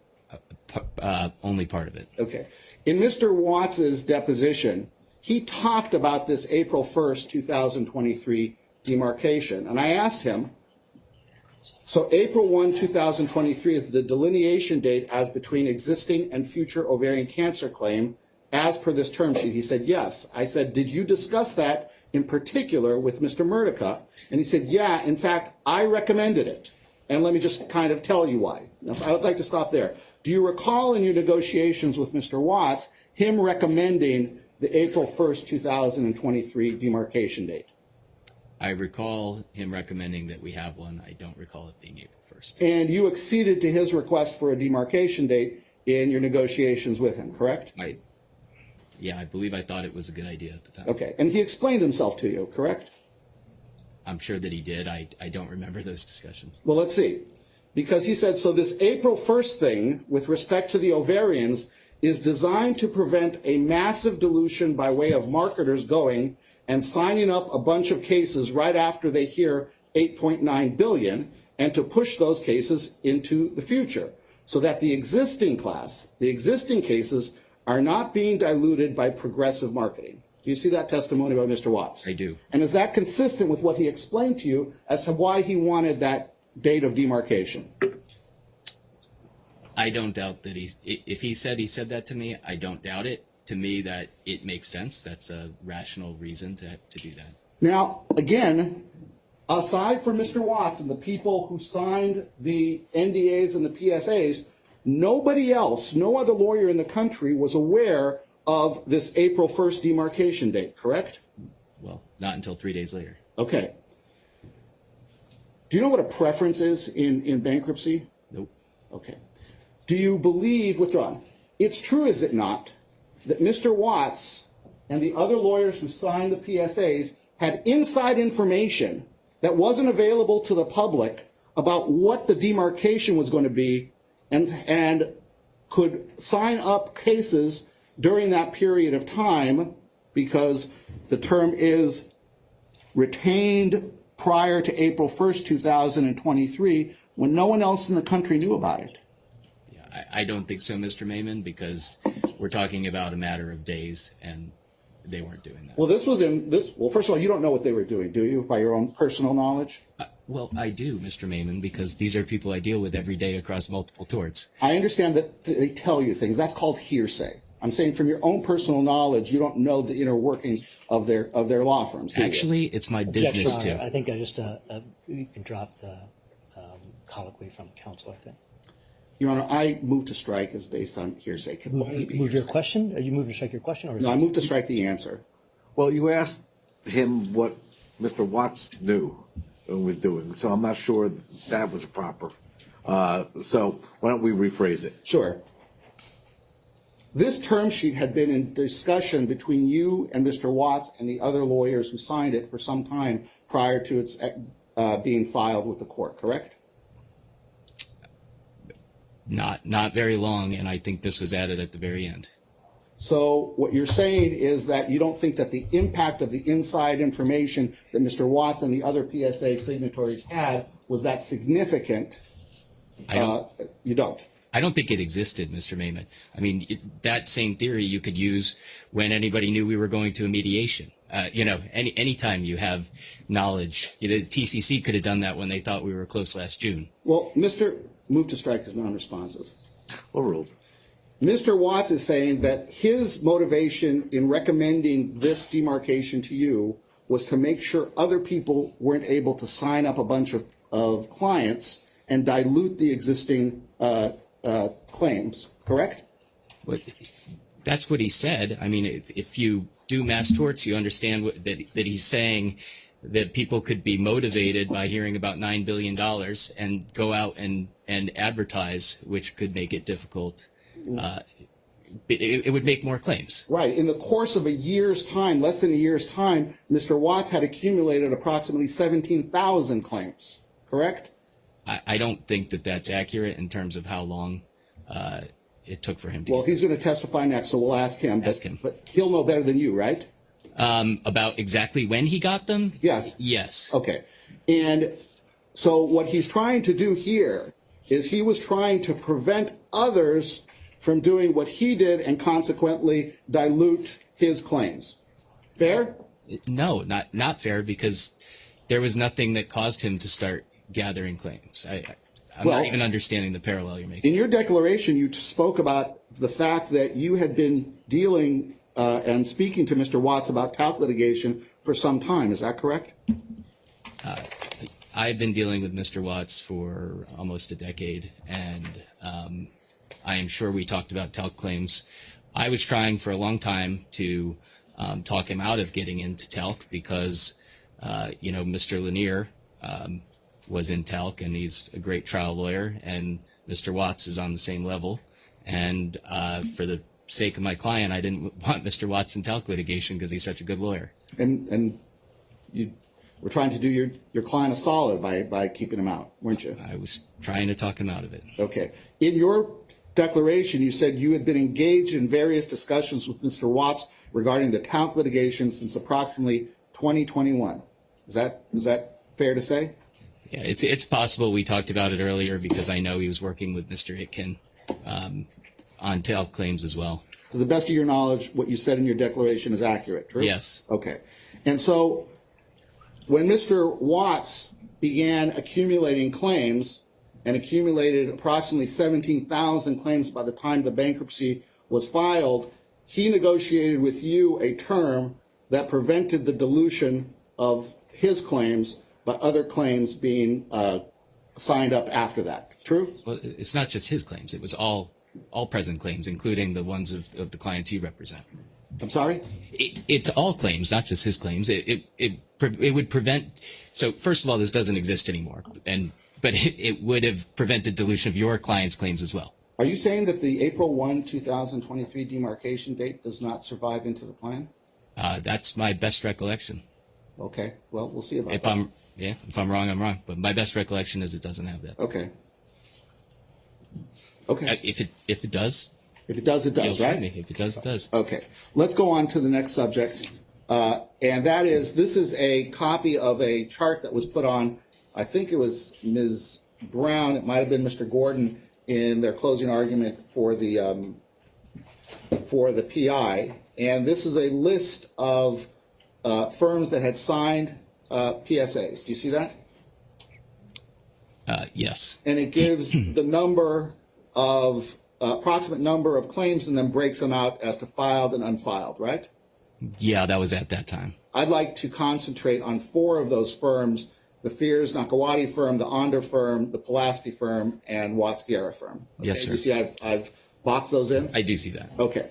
So you mentioned before that there are firms who have publicly stated that they will recommend, that they support the plan, and those are the ones who have signed PSAs, correct? Yeah. Yes. You also stated that there are people who have not signed PSAs who have told you they'll support the plan. That's correct. True? Yes. And who are those? Who are those firms? I'm not going to disclose those for the reasons I told you at my deposition when you asked. Your Honor, I'd move to strike all his testimony about it if he won't disclose it. Can't have a fair trial and have cross-examination if the witness is going to say something and then not be able to be cross-examined on it. Your Honor, this is an issue that I think we've struggled with also. I think this witness has indicated that he's concerned about disclosing the names of certain law firms, and their support would result in harassment and intimidation of them. So I think to the extent that the court would like to hear those details, I think we could talk about how to maybe do that, whether in camera or otherwise. So we would defer to the court how the court would like to handle that. This is my chance to cross-examine, Your Honor, and I'm not harassing anybody. Let her overrule the objection. Continue with your... Who are they, Mr. Murtica? Mr. Maiman, I raised this with the U.S. trustee that I'm concerned because of the intimidation that has happened against some of the lawyers who supported this plan to disclose further names. And, I left a message for the U.S. trustee after she asked me to, and they haven't contacted me. I brought it up at my second deposition. That is information. I am happy to explain why and the threats that have been made against the members of the ad hoc, but I don't think it's in anybody's best interest for me to do that. This is my job, Mr. Maiman. I assure you, and you can judge my credibility or not, that there is far more support from the plan than just the people who signed the PSAs. Move to strike is non-responsive. Are you refusing to answer my question, sir? I'd like a ruling on that. All right. To the extent you're unwilling to identify those firms, we'll strike any reference in your testimony to those firms, or or or any Additional support. Any additional support. Thank you, Your Honor. Now, Continue with the thank you. examination. Let's talk about these firms a moment. Let's talk about Michael Watts' clients, okay? You ready? Okay. Okay. Mr. Watts testified that I asked him yes or no, you have never committed to Mr. Murtica or Mr. Haas that your clients would vote in favor of the plan, and he said that's true. You see that? I can read it. And that's accurate. Mr. Watts never committed to you that his clients would vote in favor of the plan. True? At that time, as you just heard me testify in response to Ms. Richendorfer, the clients are now aware that they're in bankruptcy supporting the plan. Is it your testimony that Mr. Watts' clients support this plan? My testimony is what I just said, Mr. Maiman. They've been informed. Have they authorized Mr. Watts to support the plan as filed? You can ask him later today. Okay, but I'm asking you, sir, has Mr. Watts ever told you personally that his clients have committed to vote in favor of the plan? Mr. And I'm going Watts. to ask him when you're done, so I just want to be fair. I'd ask him, but my understanding is he's informed his clients that he's representing them in the bankruptcy in favor of the plan. Right. Has he ever committed to you that they will vote in favor of the plan? No, he can't do that. Okay, good. In his second deposition, Mr. Watts was asked, what do you understand you and your firm were agreeing to by signing the plan? And this was his deposition on June 12th, so the plan was already on file by then. You understand that? Okay. Okay. And he answered, the bottom line is that all we can agree to is counsel who negotiated a settlement proposal to advocate for that proposal for our clients. It's no different than 25 years ago when I would fly to Detroit or Ohio to negotiate a Ford Firestone case. My client wasn't with me. When they got to a number that I thought was fair, I would agree to recommend that to my client. If the client chose not to follow my recommendation, there's no settlement, right? Same thing here. It's just, in massive numbers. Did Mr. Watts ever represent anything different to you than what he testified to at his deposition? Not a representation, Mr. Maiman, but I have a course of dealing with Mr. Watts, and this is not the first agreement we've had. Move to strike is non-responsive. Can you answer the question? You need to repeat it. Can you repeat it? I'm sorry. Sure. Did Mr. Watts ever represent to you anything different than his testimony that I'm showing you here? No. Okay. He was asked, and the plan support agreement, just to be clear, just so the record's clear, the plan support agreement doesn't obligate your client to do anything, and his answer was it did not. Do you see that? I do. Did he ever represent to you anything contrary to that testimony? No. Thank you. He was asked, would you agree with me? The same thing with respect to LTL's counsel. Stated at the first day hearing, when there was a reference, quote, supported by over 60,000 claimants who have signed and delivered plan support agreements. That statement, too, would be more accurate if it was reflected that it was lawyers who had made those commitments, not claimants themselves, correct? And he said, I agree. Do you see that? Right, but Mr. Maiman, it's different now, because now the clients know that they're being represented in the bankruptcy in favor of the plan. They know that, well, first of all, his Honor's rule about what the notice had to be from the AHC members to their clients is what it was, right? Well, it happened after this. I understand that. And whatever notice they gave to their clients was in keeping, and they confirmed that they did exactly as the court required, right? Right. Okay. And we're happy with the record of what the court required. You see,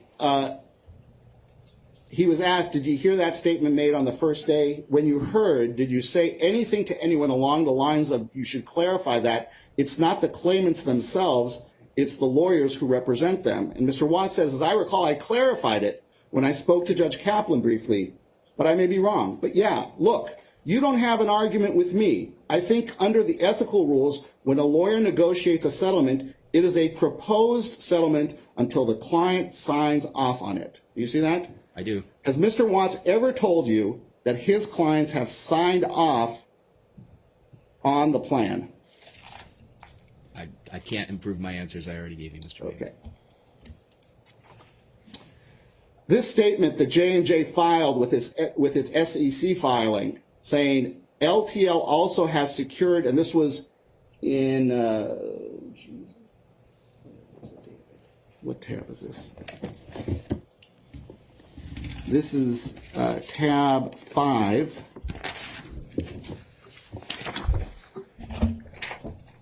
Which is dated April 4th, 2023.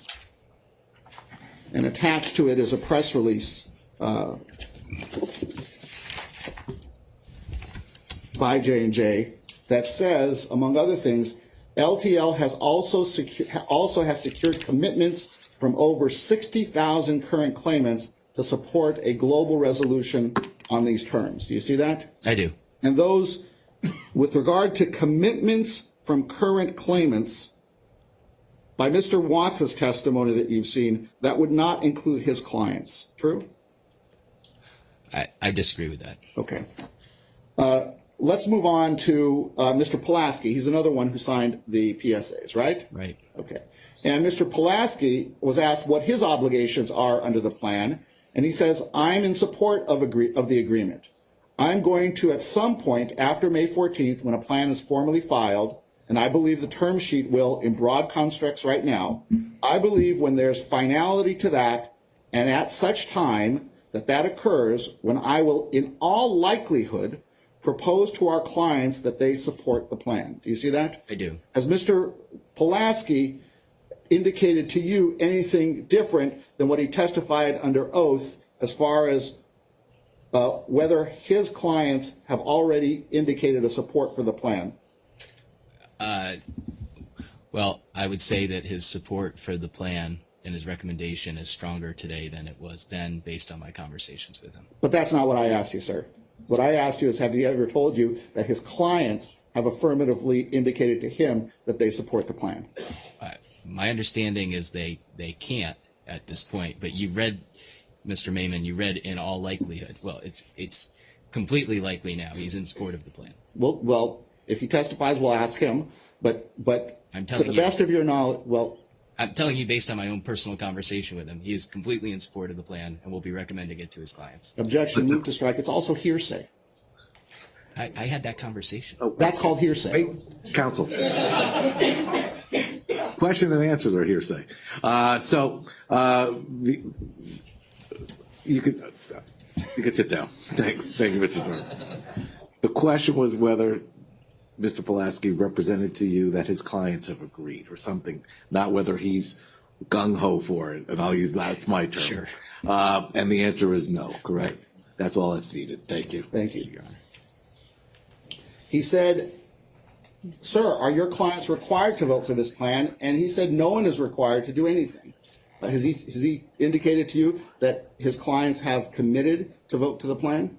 Mr. Maiman, everyone is free to vote however they want. Thank you. We can move on then to let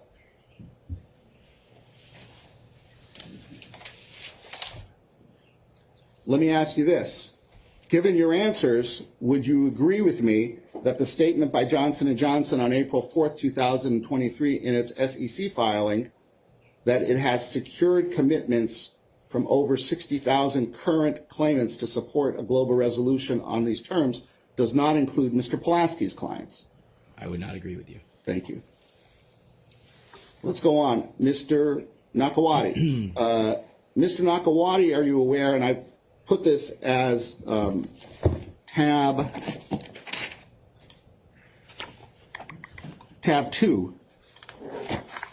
This is a news press release by the Nakawati firm on January 30th, 2023.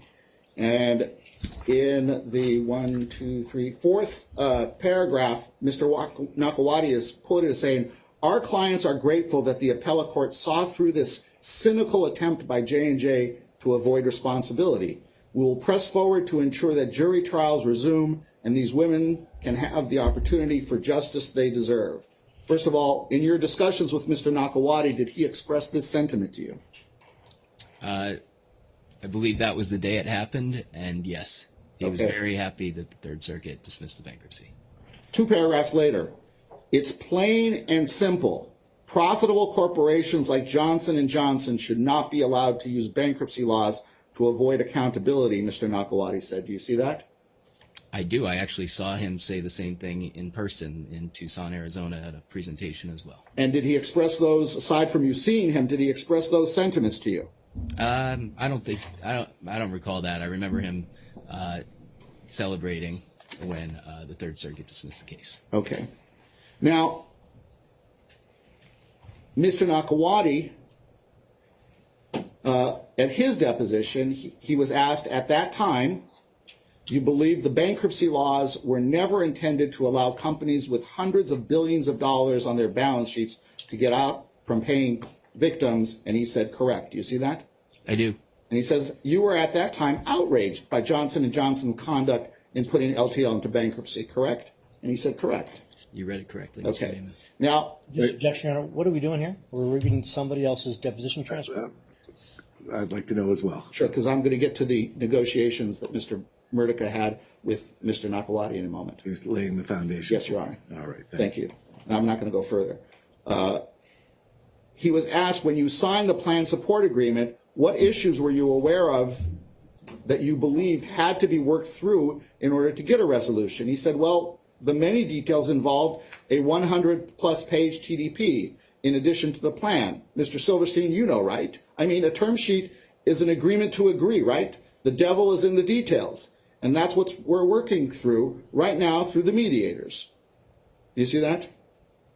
You read it correctly. And then he said, what did you understand that you were agreeing to by signing this document? And he said, I think I already answered that. A pathway to a resolution that I could recommend in support to my clients. Do you see that? Right. And did Mr.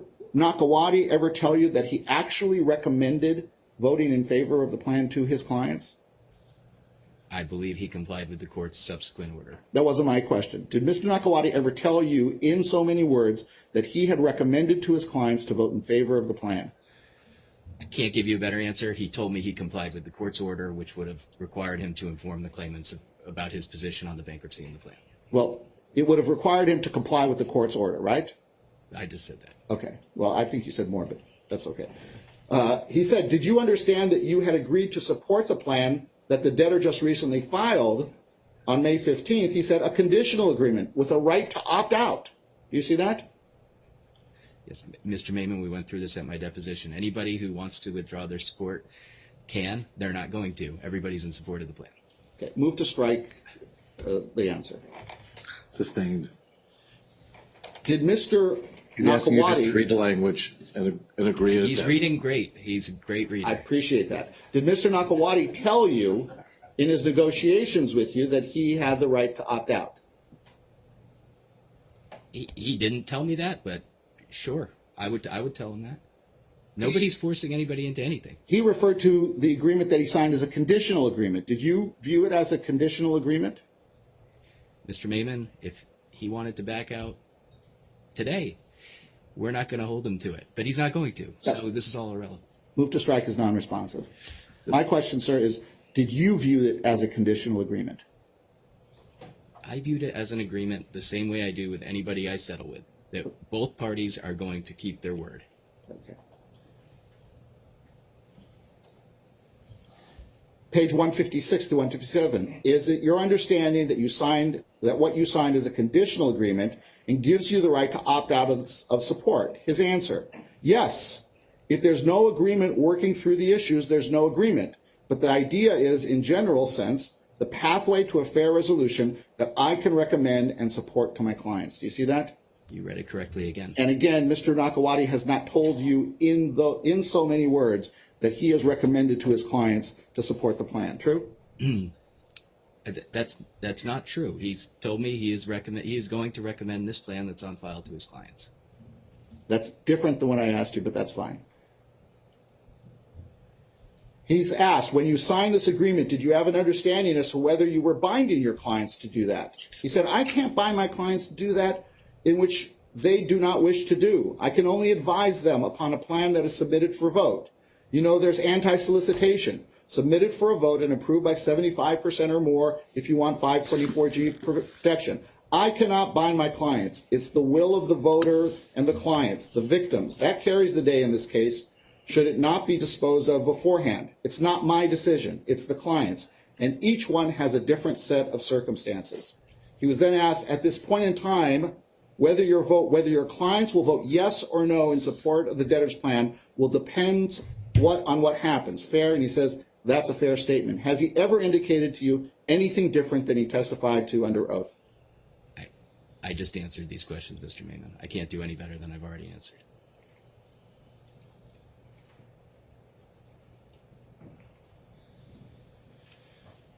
Would it be fair to say, Mr. Murdica, that on April 4th, 2023, when Johnson & Johnson stated in its statement to the SEC that over 60,000 current claimants support a global resolution on these terms, that Mr. Nakawati's clients were not involved, were not among those who had been secured commitments to support the plan? As before, I disagree with your interpretation of that document. Okay. We're going to go to Mr. Onder now for a moment, but you, in your declaration, I think you referred to Mr. Nakawati and Mr. Onder as having been on the TCC of LTL1. Do you recall that? They were, yes. Okay. Now, have you read the submissions by the U.S. trustee in response to some of the pleadings by the AHC? I've read a lot of submissions. You'd have to tell me which one you're referring to. Did you see the admonition from the U.S. trustee's office reminding AHC counsel that neither Mr. Onder nor Mr. Nakawati were a member of any talc claimants committee? I didn't see that. They were definitely a member of the talc claimants committee. Well, no, they weren't. Their clients were members, correct? Yes. Okay. So when you keep saying that they were members, you're being inaccurate, and it's not being truthful, correct? The attorneys, they were attorneys representing members of the TCC, but they were part of the TCC that we would see in every mediation and every court hearing. Well, they're not the TCC. They represented clients who were on the TCC. True? Just like you. I don't know if that's a yes, but I'll take it as a yes. Do you know whether or not the clients that they represented, withdrawn, are the clients that they represented in the TCC of the first bankruptcy, are those clients members of the ad hoc committee? The clients aren't. The ad hoc committee is composed of lawyers. Okay. So you have the ad hoc committee that's composed of lawyers. You have the talc claimants committee that's composed of talc claimants, correct? But yes, but represented by lawyers. The claimants don't show up. The lawyers do. Well, have you been to a TCC meeting? You would know if I had.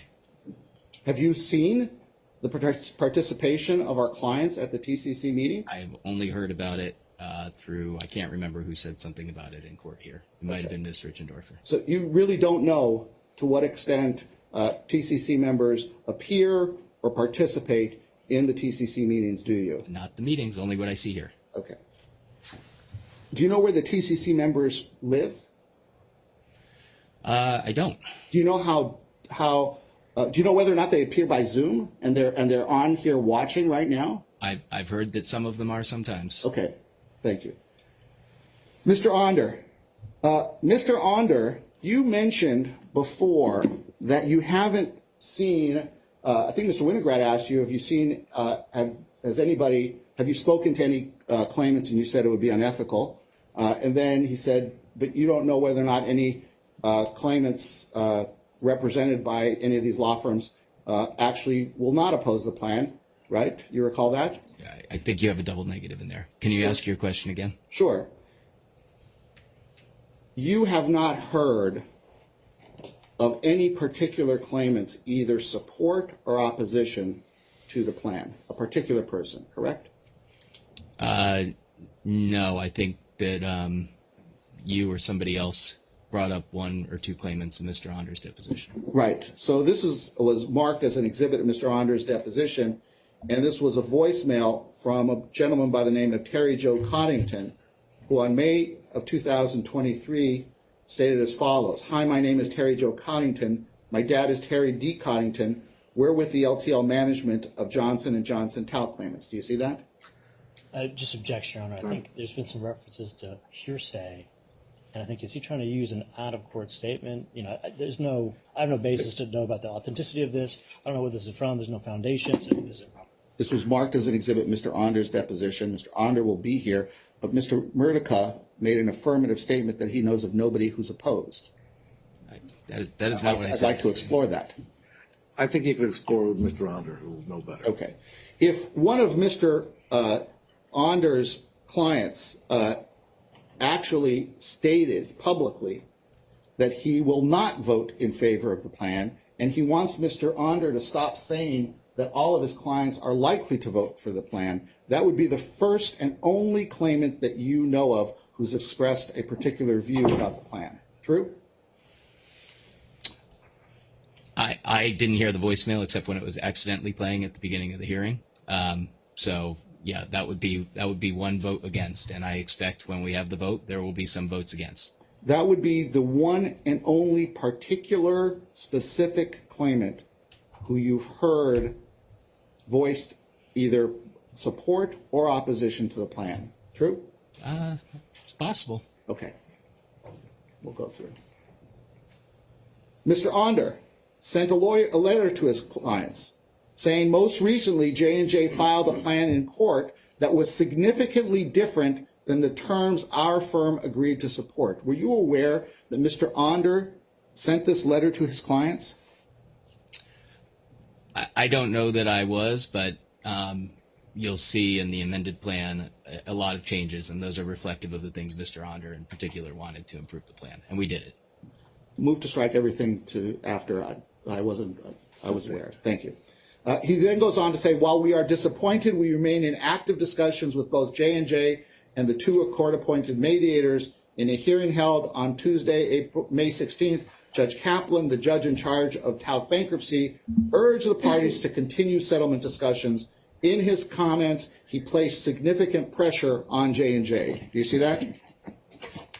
You read that correctly, too. And has Mr. Onder expressed those sentiments to you? I talked to Mr. Onder recently, and he's happy with the plan that's on file now and fully in support. We'll see when he comes. Exactly.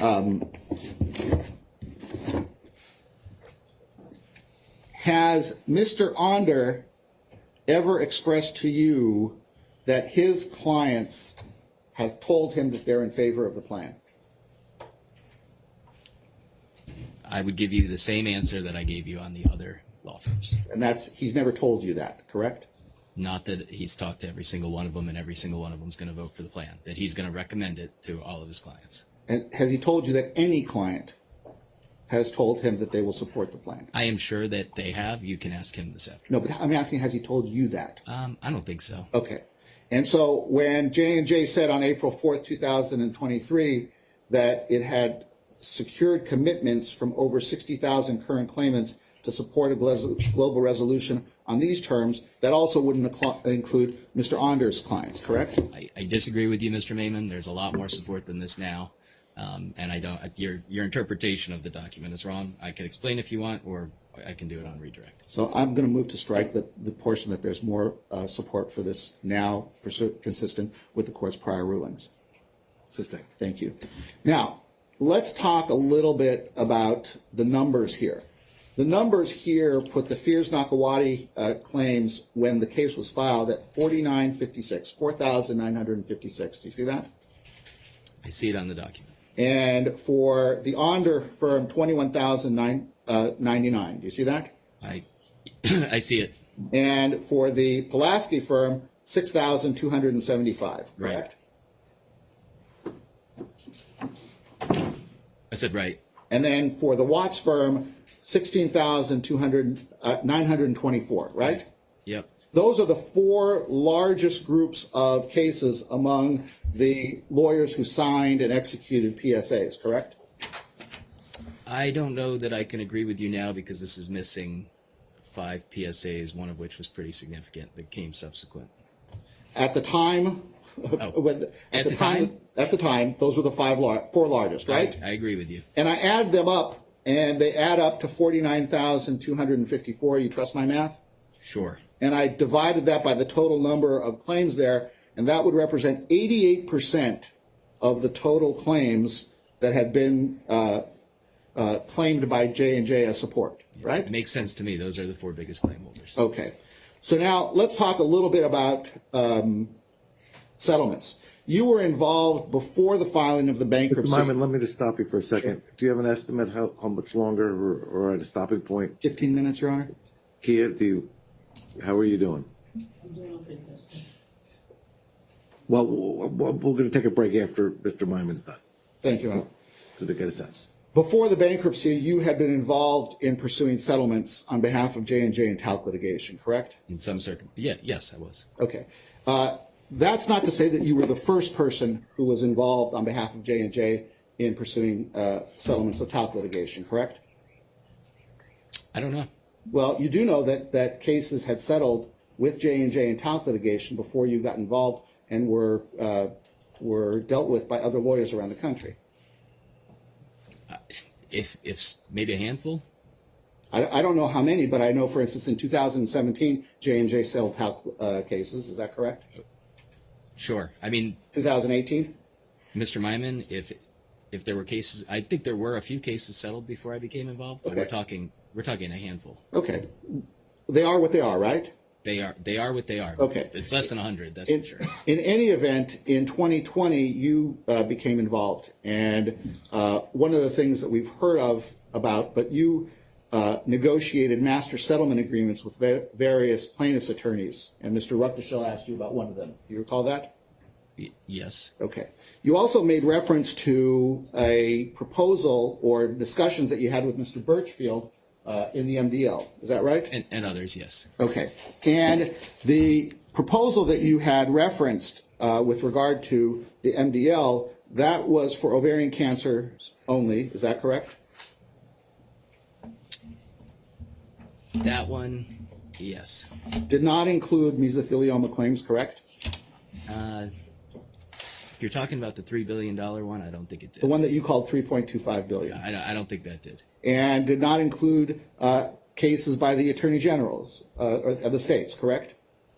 Yeah, I believe there was only one at the time. But it didn't include it, correct? It didn't include it. Okay. And it required claimants to sign declarations and affidavits concerning their use of the product and their diagnosis. Do you recall that as a term?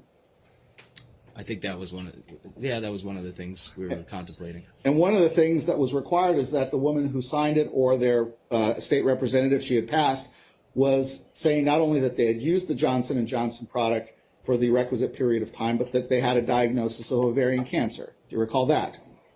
Yeah, and Mr. Birchfield drafted those terms. Okay. And that settlement included, as I think, a $3.25 billion QSF, right? I'm going from memory. I testified about this earlier. Okay. Also, there was $2 billion to be paid for future claims, right? For the trust. I already said no. No? You asked. I was asked this earlier.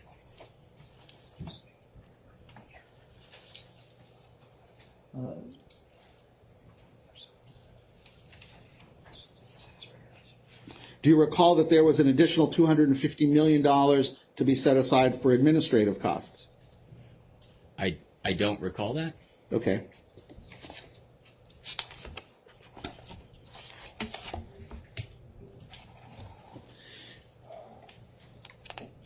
You yourself have been involved in withdrawn.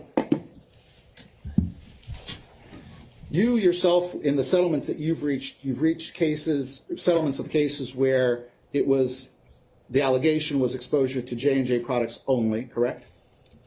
Yeah, You've primarily. been involved in settling cases where the allegations were of exposure to J&J products as well as other talc products, correct? There were probably some. You were involved in cases where there was alleged exposure to J&J as well as other occupational or industrial asbestos exposure, true? I was asked this at my deposition. I don't think so. You guys think so? Maybe it snuck through. Well, have you read Dr. Mullen's report? Not, I don't think so. You negotiated a settlement of the cases of the Gory Julian firm, correct? Well, I did, but many of them were dismissed for nothing, so they weren't paid. That might be true, but you also paid on cases where there was both J&J exposure as well as other occupational industrial asbestos exposure, true? Yeah, it's for Gory Julian, that's possible. Okay. You remember that there was a case that went up on appeal in California called the Anderson case? Yes. Anderson was a case that there was approximately a $20 million verdict in. Do you recall that? I think somebody brought this up at my deposition, and they told me that there was also a break exposure there. I did settle that case after the trial, maybe on appeal, maybe after the appeal, I don't remember. Okay. You've settled cases of ovarian cancer, correct? Yes. You've settled cases of mesothelioma, correct? Yes, correct. You've settled cases where the claim was lung cancer, correct? No. No? No. Okay. Well, we'll see if Mr. Mullen's data that he has tells us differently. Well, I did, Mr. Maiman, if a lung cancer case was settled, it was a mistake on my part. We did not settle lung cancer cases and would not. Okay. It's true, is it not, that Johnson & Johnson never paid any settlement money on non-ovarian cancer gynecological cases? True? If you're asking me the same questions I was asked before, unless it was inadvertent, we were paying non-borderline epithelial ovarian cancer, or more strict than that in the few ovarian settlements I did in the tort system. Some of them, it was not just epithelial; it had to be a specific histologic pathology called serous. And so the answer to my question was yes. Johnson & Johnson never knowingly paid on a claim for a non-ovarian gynecological cancer. True? I believe that that's true, and I believe I gave that same answer earlier this morning. Okay. You did settle thousands of ovarian cancer cases in the tort system, correct? Primarily with Mark Lanier. And you paid millions of dollars in the tort system for those settlements, correct? To Mark Lanier, who's probably the greatest trial lawyer that ever lived. You settled other ovarian cancer cases. Well, I'm now moving to strike that. You settled other ovarian cancer cases with other firms, true? few. Okay. You settled mesothelioma claims, over 1,000, correct? Yes. And millions of dollars for those mesothelioma settlements in the tort system, correct? Not on average, but yes, overall. Total, yes? Yes. And in fact, the mesothelioma settlements reduced significantly the number of pending cases from before you got involved in doing that until the time of the filing of the bankruptcy, correct? Over time, yes. Okay. You did master settlement agreements. You spoke with Mr. Rechteschel about the Lanier one, and you entered into those on behalf of Johnson & Johnson with other firms as well. Is that correct? I'm sorry, I lost you there. You're talking about non-mesothelioma? No, in the settlements that you did in the tort system. Yes. Let's take the mesothelioma ones, because he already dealt with Mr. Lanier and the ovarian cancer. You entered into master settlement agreements on behalf of J&J with the firms you settled with, right? Yes. Okay. And those master settlement agreements not only dealt with settling their pending caseload of cases, but also set a framework for dealing with future cases, and with provisions that J&J wouldn't be sued, but those cases would be presented to J&J periodically for discussion and possible settlement. Fair? Not with there were some, not with everybody. The ones who you had those agreements with, those firms honored those agreements, correct? Not entirely. They sued you when they promised not to? Some firms participated in litigation, or their claimants. Well, it's hard to say, Mr. Maiman, because those didn't get the chance to play out. But no, I was encountering problems with them. Well, did any law firm who you entered into a future agreement with breach it by way of filing a lawsuit against J&J contrary to the terms of their agreement? They would have had there not been this bankruptcy, yes. Move to strike as speculative. No, it's not speculative, it's the truth. It's his understanding of it, overruled. Okay, if that's your understanding of it, sir. It's a fact. Okay. Move to strike is not, Your Honor. You're just wrong. I mean, You got the point. Very good. It's not going to rise or fall on this. Yes. The PSA partners that J&J has their claims, part of their claims, the process was putting gynecological cancer in the chart. You recall that? I wouldn't say it the way you said it. Well, that was one of the choices when they filled out the Correct. chart, right? Correct. Okay. And there are cervical cancers included, correct? Yeah, I went through this before, Mr. Maiman. I've got a slight different question. It's many. It's not just cervical and uterine. I understand that, Yeah. but cervical is included, correct? All of the cancers that are filed in the MDL are included within gynecological. Cervical cancer is one of the cancers that the lawyers who represent, who are part of the AHC represent. True? And every lawyer in this room that has non-mesothelioma claims, correct? Well, you don't know that, do you? Well, I do from MDL filings. Well, you don't know that, for instance, for my firm, do you? But you don't have those. How do you know that? Well, Do you know maybe that my firm requires- hasn't filed ovarian cancer cases in Atlantic County, New Jersey? Oh, the recent ones. No, not the recent ones. Yeah. You just don't know. You're making it up as you go along, aren't you, Mr. Murdoch? Counsel? Okay, I'm sorry. I apologize. There are, were you aware that Mr.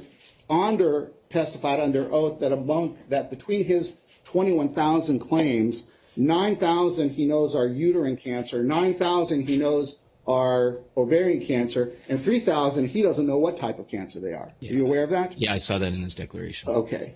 And so among the people who signed the PSAs, there's a portion of them where the cancer, the type of cancer is unknown as well, correct? Yeah, and I testified earlier that's more than 45% of the MDL as well. Now, I was a little unclear, and just if you could help me clarify for that. You said that a certain percentage of the claims in the MDL had plaintiff fact sheets that were required. Is that right? That's my recollection pre-bankruptcy. Pre-bankruptcy. And you think that that was on the order of 12,000 PFSs?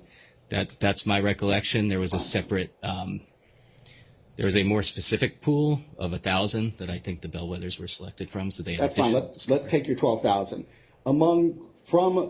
So you don't know anything about the other 28,000 if we use the 40,000 number, correct? I personally do not. Okay. Among those 12,000, you said the vast majority did not disclose the type of cancer, correct? My recollection is not that they didn't disclose the type. They didn't disclose the histologic subtype either because they didn't know, didn't have records, or it didn't exist. So some of them it doesn't exist. Fair enough. Fair enough. I just wanted to make sure I had heard. That's right. In addition to the types of cancers, one of the issues that you dealt with in the term sheet and in the plan is applicable statute of limitations that might impact the compensability of any claim, correct? Right. Okay. Now, it's true, is it not, that in the plan as filed, your firm, Barnes and Thornburg, is designated as the payor's agent for a claims audit program? Yeah, I think there's a lot more auditing than this, but this is the debtor and J&J's audit, right? And the payor is the debtor, right? Or is the payor J&J? I'd have to look at the plan definitions. And have you negotiated the amount of Sorry, payment? not to interrupt. Can I just confirm, is this the Original amended plan. plan? Original plan. For the record, thank I you. didn't want to get all the blue lines, but it's still there in the amended. Have you negotiated the amount of money you'll be paid, your firm will be paid, as the payer's agent for the claims audit program? No, because I think it's optional anyway. It's not a mandatory program. It's an option. Well, it says any claims audit program pursuant to this section shall be implemented by Barnes and Thornburg. As But it says payer's agent, right? up to 10%, Mr. Maiman. that's- In other words, it could be 0. Well, that's, the plan speaks for itself. Thank you, Your Honor. I appreciate your time, Mr. Mayor. Thank you, Mr. Maiman. Thank you. We're going to take a 10-minute break. During the break, maybe council can start thinking about where we stand as far as witnesses and timing in order to be done by Friday. And specifically, I know we're contemplating putting several attorneys on the stand. How many do we need before it becomes just before we're duplicating the same testimony and the same points? All right, thank you.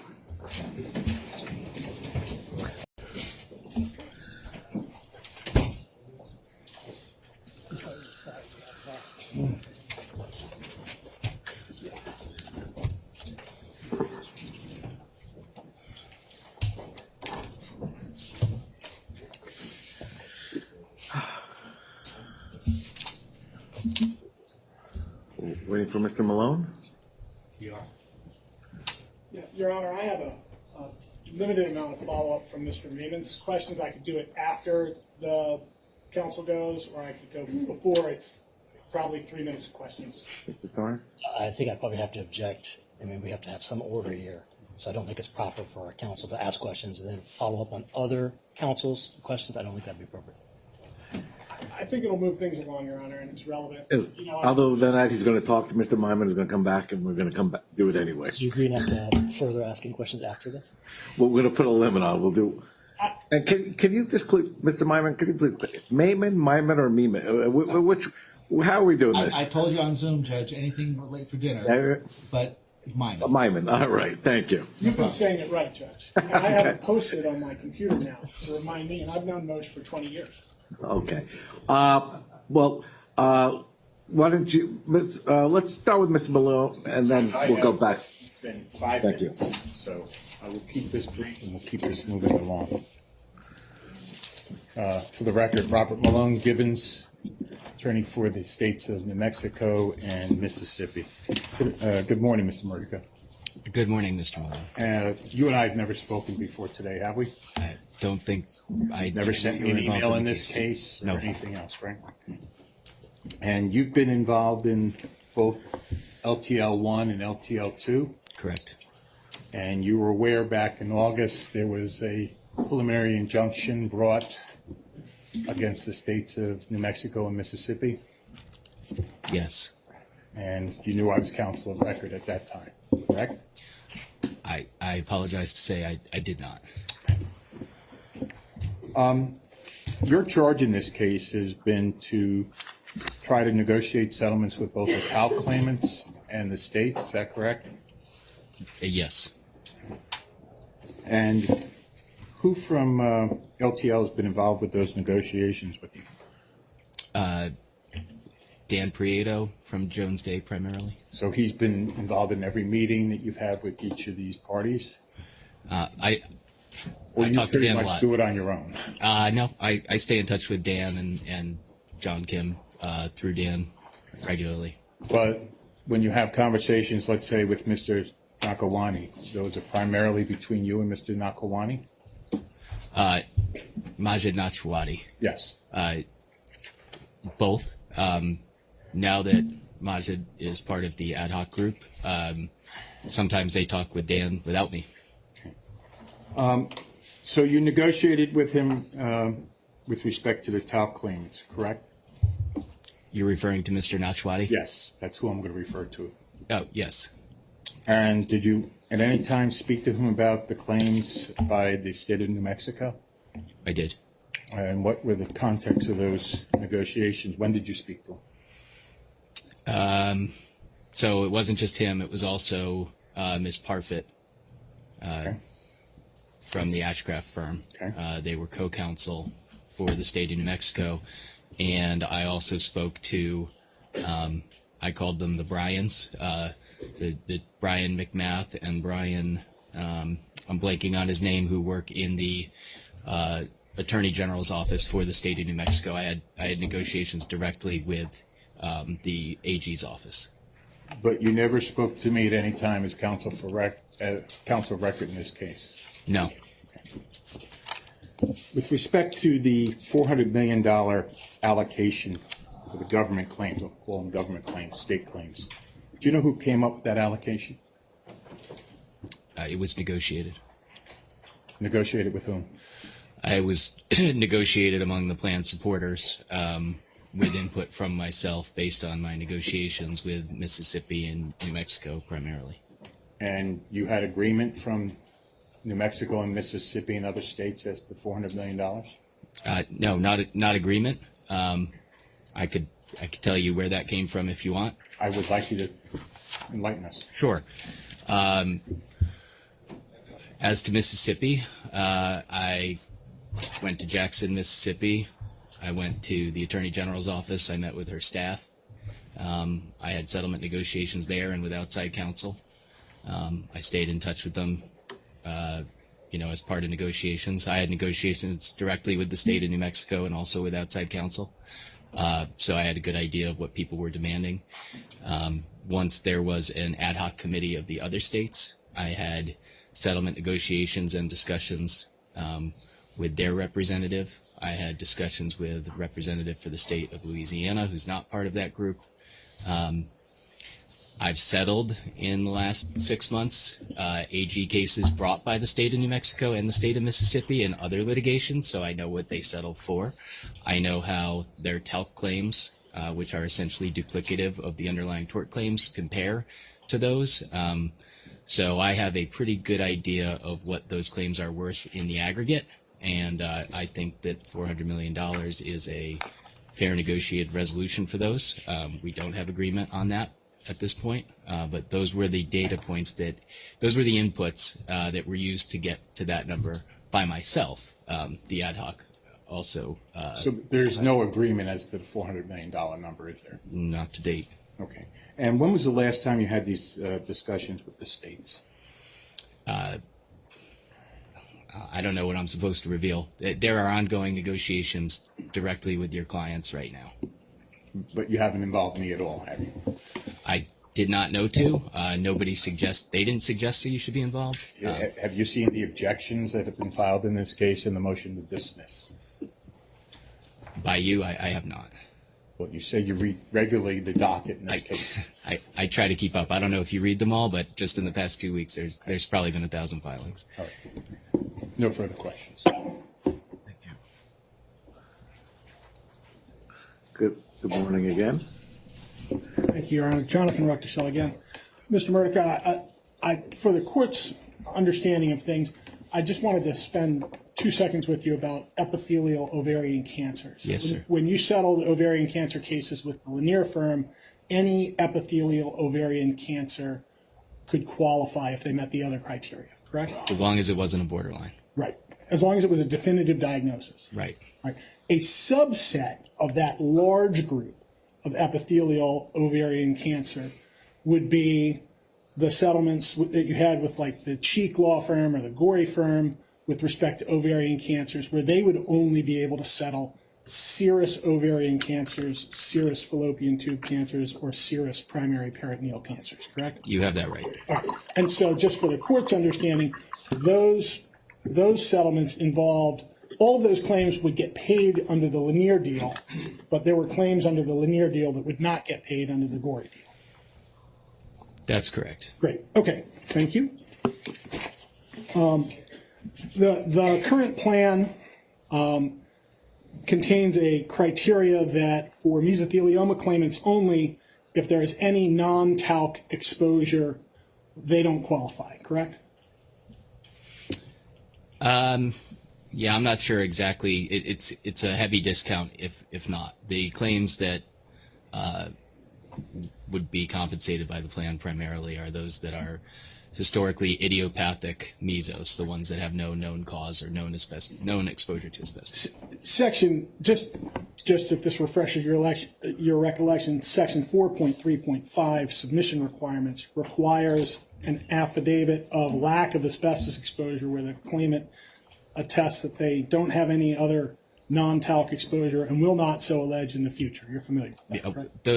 Those were the affidavits for the tort settlements that Mr. Maiman was asking me about.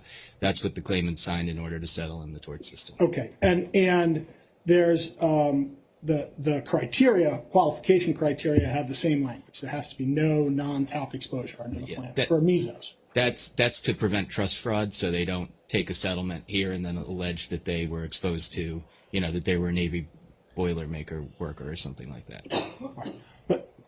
But it does have that requirement. If there's a non-talc exposure, they don't qualify under the plan. I'll take your word for it. That sounds right. I mean, It says what it says. yeah. All right. And with respect to the master settlement agreements that you had, for example, with the Gorey firm, there was a large group of mesothelioma claimants that settled in July 29th of 2020 with the Gorey firm. Yes? So that Mr. Mayman refreshed my recollection on that. The outside of the Gorey settlement, to the best I can recall, anyone who was settling had to sign those affidavits that said they had no other exposure. We can look at I'm trying to do this quickly because I told the judge we would. Right. The master settlement agreements that you entered into with various law firms for mesothelioma claims contain the qualification criteria set forth in those agreements, correct? Right. And each of those agreements contains an entire agreement clause like the one we went over in the Lanier settlement. I'm sure it does. All right. And so the qualification criteria in those plans, if it doesn't contain a requirement that there's no non-talc exposure to qualify, there was no such requirement because it has the entire agreement clause, right? I believe they have that, but Okay. But if it's not there, that wasn't a requirement. if you have one you want to ask me about it. Okay. The Gorey firm on September 23, well, let me back up. The 2020 settlement with the Gorey firm contained a provision that for the next 3 years, the Gorey firm could present 12 mesothelioma claims for payment each of the years, correct? I don't know. Do you have it? We have it in the record. And we can agree, Mr. Murtica, that the settlement agreements say what they say. Right. All right, fair enough. With respect to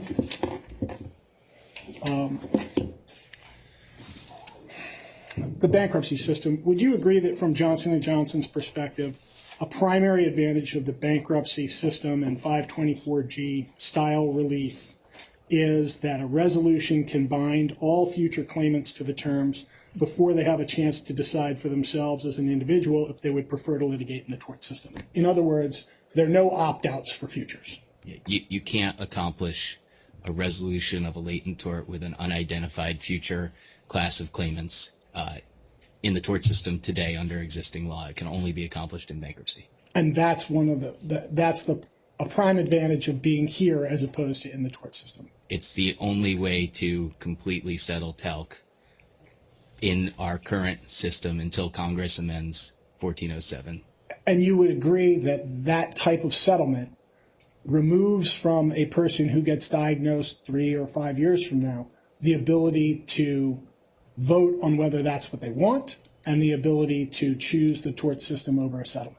No, I disagree, because one of the things about the bankruptcy system is that it allows for the appointment of a fiduciary, which is Randy Ellis in this case, to guard the rights of those claimants. Does the futures claimant have the right to vote on a plan? Yes. Okay. Via the FCR. That's how it works. It's your belief that the FCR will vote on whether the plan can be approved? The FCR will vote either in favor or against the plan. Okay, no further questions.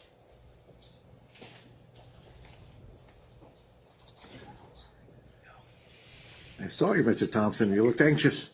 Sorry, I'll be quick. That's all right. Mr. Murtica, Sir.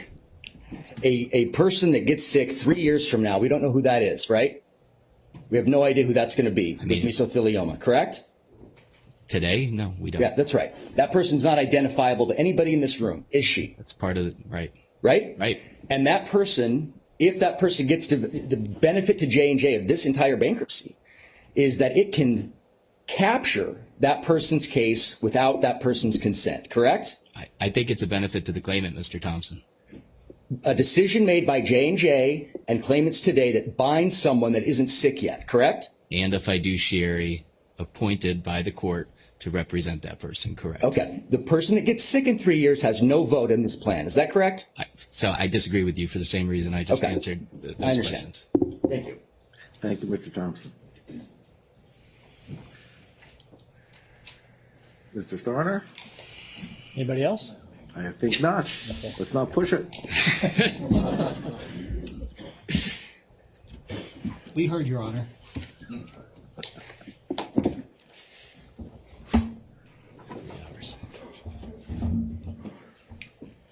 Mr. Murdoch, I'll try to be surgical.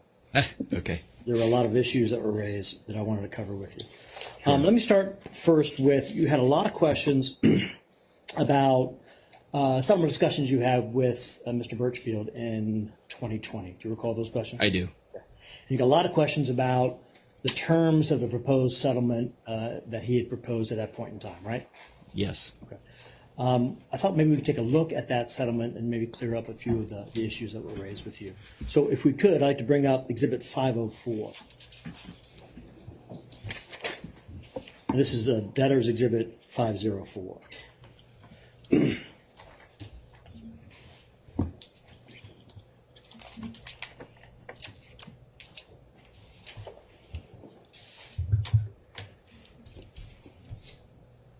There we go. Thank you.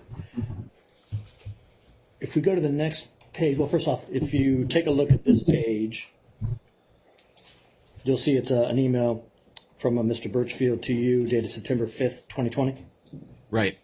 Do you recognize this correspondence? I do. What does this reflect?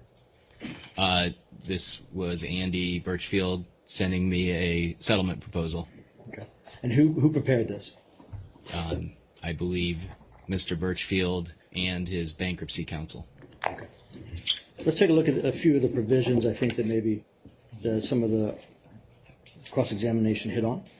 First of all, let me just ask you, what did this proposal encompass in terms of what claims were covered? I believe it was all present and future non-mesothelioma claims. Okay. And you got some questions, I think, about as to what forum the settlement was proposed to be implemented in. What is your understanding as to how this settlement would be implemented in terms of what forum? It was essentially an Imerys bankruptcy proposal. There was Mr. Birchfield and I guess the other claimants wanted the money outside of a bankruptcy trust so they could have control of it, so they wanted it in a QSF. But it was essentially a bankruptcy proposal. Let's take a look at page 4 of the attachment to the email, which is D505.4.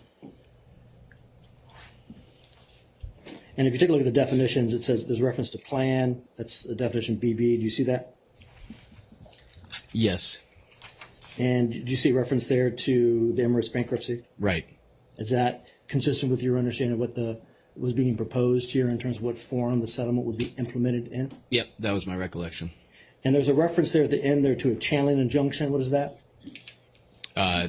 The proposal here was to bind all of the, I believe, all the non-mesothelioma claimants in bankruptcy to a settlement with a trust or a QSF trust through 524G, which is a statute that allows a channeling injunction for claims involving asbestos. And is a channeling injunction like that available outside of bankruptcy? It is not. Okay.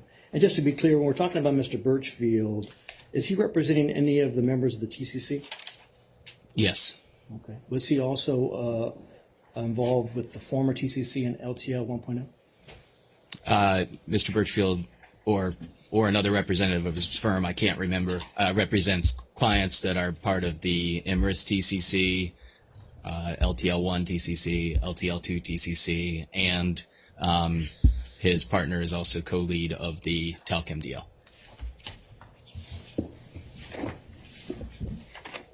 We can take a look now, if we can jump forward a little bit. Let's take a look at page 8 of this exhibit, if we could. And if you look at the section called confidentiality and non-solicitation of talc claims, do you see that? Yes. Just generally, what's this referring to, this section called confidentiality? Just like when we had an NDA with the PSAs, here Mr. Birchfield and his group wanted to make sure that nobody knew about this.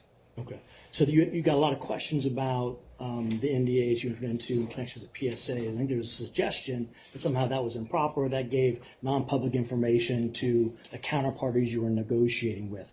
Is a provision like this typical or standard in your experience? It's very standard in settlement negotiations and settlement agreements. This is Mr. Birchfield was making sure the same rule applied here that applied via the NDA.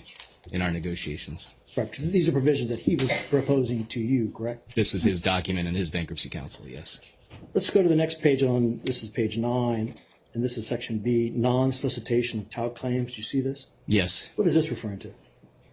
This is similar to what Mr. Ruckteschel walked me through with the Lanier settlement. This is the same, within the ethical limits. Mr. Birchfield and his group weren't going to represent any future TELC clients. Okay. And just in terms of, I think you testified about this previously, but just so we're clear, what was the proposed amount that would be paid as part of this proposed settlement? My recollection was $3.25 billion for all the claims. Okay. And how does that amount compare to the amount that's been proposed in this bankruptcy? It's a little less than a third. And let's take a look at page 10 of this, if we could. And let me ask you, in connection with this proposal, what was your understanding as to what Mr. Birchfield was proposing in terms of how tout claimants or their law firms would indicate support for this proposed proposal, the proposed settlement? If you look at, let's see, 4.2, he was just going to provide a Excel spreadsheet with the name of the firm and how many claimants they have. Okay. Was there any requirement for those law firms to provide any additional medical records? No, not at this point. If the claims turned out to not be verifiable, they wouldn't get paid. It's exactly the same as the proposal here and what we did here with identifying claimants. Right. And was there any requirement that claimants would need to indicate their commitment in writing or otherwise with respect to the settlement at this point in time? No, as you could see here, it's just the commitment of the lawyers representing them, because the way settlements work is when the lawyers recommend to their clients to accept the resolution, it almost always happens. So in terms of what kind of commitments were expected from the law firms that were supporting this proposal, to what extent were those the same as that you used and relied upon in connection with negotiating the PSAs? It's the same, except here now we have the court's order as well, which we've talked about earlier, that had requirements on the counsel recommending it to their clients that they tell them they're representing them here in bankruptcy. Yeah, let me just jump to that while we're on that topic. You were asked a lot of questions about Mr. Pulaski, Mr. Onder, Mr. Nachawati, regarding their support for the proposed plan. Do you recall those questions? I do. Okay. And there was, we had a lot of deposition testimony that was read to us. First of all, let me ask you, those depositions, were they taken before the plan was amended? They were. And can you just explain to the court, what's your understanding of the process by which the plan was amended? Well, since the time that the support was announced, there's been ongoing negotiations to improve the plan. There were things that the lawyers wanted on behalf of their claimants, the ad hoc lawyers, and we've had regular calls, regular negotiations, regular amendments, and what's filed now represents all of the improvements that the ad hoc primarily wanted for the plan. And just to be clear, as part of when you say the ad hoc, who are you referring to? I'm referring to the lawyers on the ad hoc committee of supporting counsel. And does that include Mr. Pulaski? It includes all of them, and they are all, despite any doubts raised by deposition testimony from 2 months ago, they are all firmly in support of the plan and will all recommend it to their clients. And let me just... Your Honor, move to strike. No, he's not competent to say what they'll do. I don't think that's appropriate at all. He was asked questions about... I overruled it. Thank you. Thank you. Let me just unpack that a little bit, Mr. Murtica, because you were asked a lot of questions about what Mr. Onder would or wouldn't do, what Mr. Nachawati would or wouldn't do, and I just want to make sure I understand, at this point in time, sitting here today with the amended plan, what is your understanding regarding their support for the currently proposed amended plan? Based on my conversations with them, they're all completely in support of the plan as it stands now. Okay. And what does that mean to you in terms of how does that relate to your expectation that their claimants that they represent will vote in favor of the plan. Based on my experience I've dealt with each of them in the past. Overruled. Thank you. I've dealt with each of them in the past on other settlements, and some of them multiple times. And when they tell me that they're going to recommend a settlement, in the past, every time all of their claimants have, I guess you could say, supported, have gone through the settlement and released the claims, I have all the confidence in the world, based on my experience doing this, that that's going to happen here. Is that any different than what your expectations were in connection with negotiating, with any other plaintiff law firms that now are opposing the plan?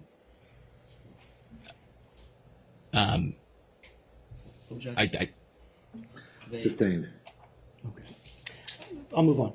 So let me just ask you, in terms of the amended plan, what do you consider to be some of the more material changes or additions to the plan that have been made? Well, one of the biggest hurdles to the plan in the past, and that was raised by a number of the council in this room, was the lien claims and how great they would be. Sustained. Your Honor, I mean, I think this is a fact witness, and I'm asking him what recently, and they put at issue the support for the plan. We had a ruling yesterday, Your Honor. If I may, Your Honor. Apart from, Yes, sir. Please. you could testify apart from anything with respect to the lien claims. First of all, the focus here is on dismissal in good faith as of the date of the petition. So subsequent negotiations in the plan might have some relevance on some of the issues, but minimal. So let's focus on other aspects. Very good, Your Honor. Okay, so maybe I'll just briefly then hit on one or two things. Really just, you were asked some questions about the plan, so I thought I would probably at least visit some of them that I think were a little bit off kilter. Can we pull up, I think it's Defendant's Exhibit 562, which is the amended plan. That was part of the binder you had with Mr. Winograd's examination. I think it's tab 6, I believe. Yeah, thank you. Your Honor? Yeah. Greg Gordon, I just want to note for the record, obviously I heard what Your Honor said about the lien settlement. We actually do view this as highly relevant, both the 1112B2 argument and to the fact that the other side's put at issue our ability to confirm a plan in a reasonable time frame generally, and the fact that that settlement has now been reached in a process that just doesn't come to a halt because we have dismissal proceedings, to us, we think is not appropriate. So obviously I heard Your Honor, but I just wanted to note that our objection to that, we think it's highly relevant. Understood. And I indicated that it has some relevance on some aspects of what's at issue here. But the plan has been amended. It's on the docket. Right. We're not going to determine confirmability today, or whether it will be confirmed. But I understand the 1112B2 issues that have been raised. But they've also, Your Honor, asked an extraordinary number of questions about the plan today, both the prior form and the amended version. And it just comes down to we have to make our case that, in fact, we have a high likelihood that we can confirm a plan in a reasonable time frame. And the other thing about the lien claim is it's a development that can be done only in bankruptcy. It has high significance in a bankruptcy case and a tremendous benefit to claimants. And by making this ruling, you're not going to hear the evidence on that point either. Your Honor, this is the third time they've come back for reconsideration, number one. Number two, I'm flattered that Mr. Gordon thought that our cross was extraordinary. However, in all events, Mr. Murdica is not qualified to speak about liens. He could talk about what he did theoretically, but we made a motion about that. Your Honor granted the motion, struck it from the declaration. We should move on. We shouldn't be wasting time. If I may, Your Honor, I think one of the objections to the declaration was that he was making providing certain commentary about the significance of the settlement. I mean, I think certainly at the very least, this is a fact witness. This is the primary fact witness who knows about the negotiations of the lien settlement with, the relevant insurers. So to the extent that to echo Mr. Gordon's point, this is the witness that we would put that on through, and I do think it is fair game. They've opened the door, if nothing else, because they focus so much on the plan. What does it provide? Who supports it? Who doesn't support it? This is certainly a relevant piece, and indeed, I believe that the members of the AHC will confirm that this is, again, a material improvement to the plan. Your Honor, we filed a motion to preclude any testimony or evidence or consideration of this issue. Your Honor ruled on it. We've abided by the ruling. The debtor obviously doesn't feel that because they don't like it, they can re-argue all the time. It was sprung on us at the last minute. We haven't had a chance to take any discovery. All we have is a 1.5-page description. We would be entitled to take all sorts of discovery on it. It shouldn't be considered. Let's move forward. I've ruled on with respect to evidence and testimony on the lien claim. Does it stop argument based on the value of its role in the bankruptcy? No, that you can brief in post-confirmation and post-trial submissions. Thank you, Your Honor. Very good, Your Honor. Well, with respect to the provisions of the plan that you were asked about, and let's take a look at some of those. Your Honor, I would object on speculation grounds. I believe that the witness testified he was traveling with his kids and hadn't even reviewed the latest plan. You hadn't, first of all, I haven't asked a question yet, number one. I just all we're going to get now, if he doesn't have a recollection, as he testified earlier, is just reading a document and asking a fact witness to interpret the words on the page. Overruled. Thank you. Thank you. So let's take a look at the amended plan. If we can take a look at page 39 of Debtors Exhibit 562.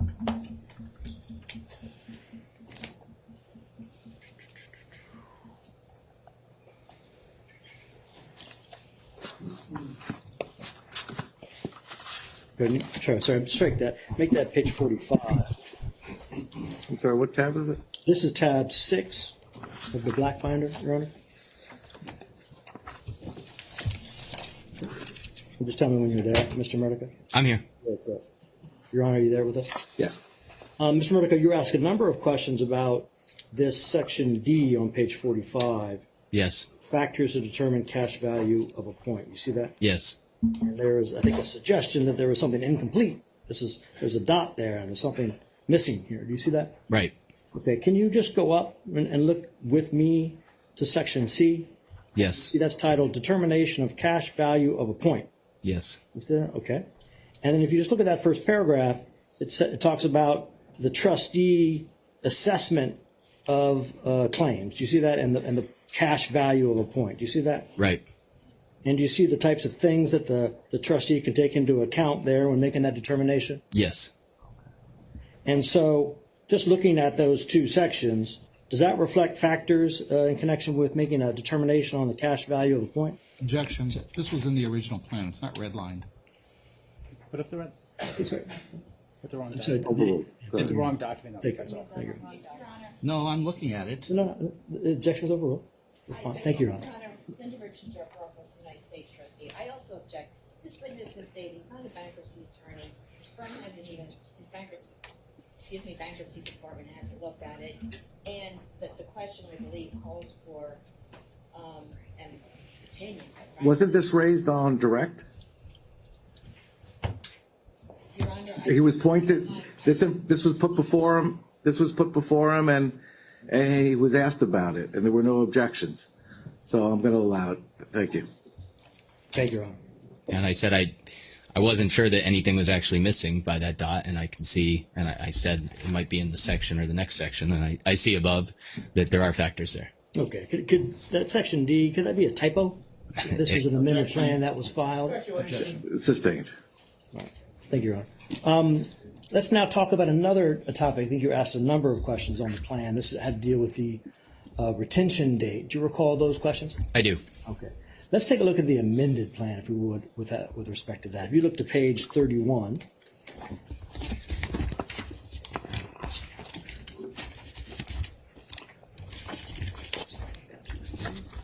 Like that, sorry. I'm jumping around a little bit. Page 5 definition. Page 5 definitions. Oh, sorry, page 5, I'm being corrected. Sorry, this is the very beginning of the document, page 5 of debtors 562. You look at the definitions section. And if you look with me to number 31, we have existing ovarian cancer claimants. And if you take a look at that definition, and you'll see there's a reference to, there's some language that's struck out. So just to frame the story, I'm going to back up for a minute. You were asked a number of questions about the retention date for lawyers representing claimants. Do you recall those questions? I do. Looking at this amended plan and this definition, what does that indicate to you regarding that term and to what extent it's even included anymore in the amended plan? Well, it's what I testified to earlier, but my recollection was that it wasn't included anymore, and it's not. So the notion that anyone could have had an advantage for 3 days to retain claims isn't borne out by this plan, because all this involves now are claimants who are diagnosed prior to April 1st, 2023. Okay, thank you. And just to address the objection and some questions you got from the U.S. trustee, there were some questions about who from your firm was involved with the amended plan and working on the amended plan. Do you recall those questions? I recall about my partner, but she wasn't the only person working on this. You anticipated my question. Just to be clear, who on behalf of the debtors and J&J were involved with the negotiations around amending the plan and the amendment of the plan? Frankly, I wasn't involved in a lot of it. It was Kendra Lounsbury, Dan Prieto, numerous attorneys, I think, from Jones Day and the ad hoc committee. And those included bankruptcy lawyers from Jones Day? They were all bankruptcy lawyers, yes. Okay.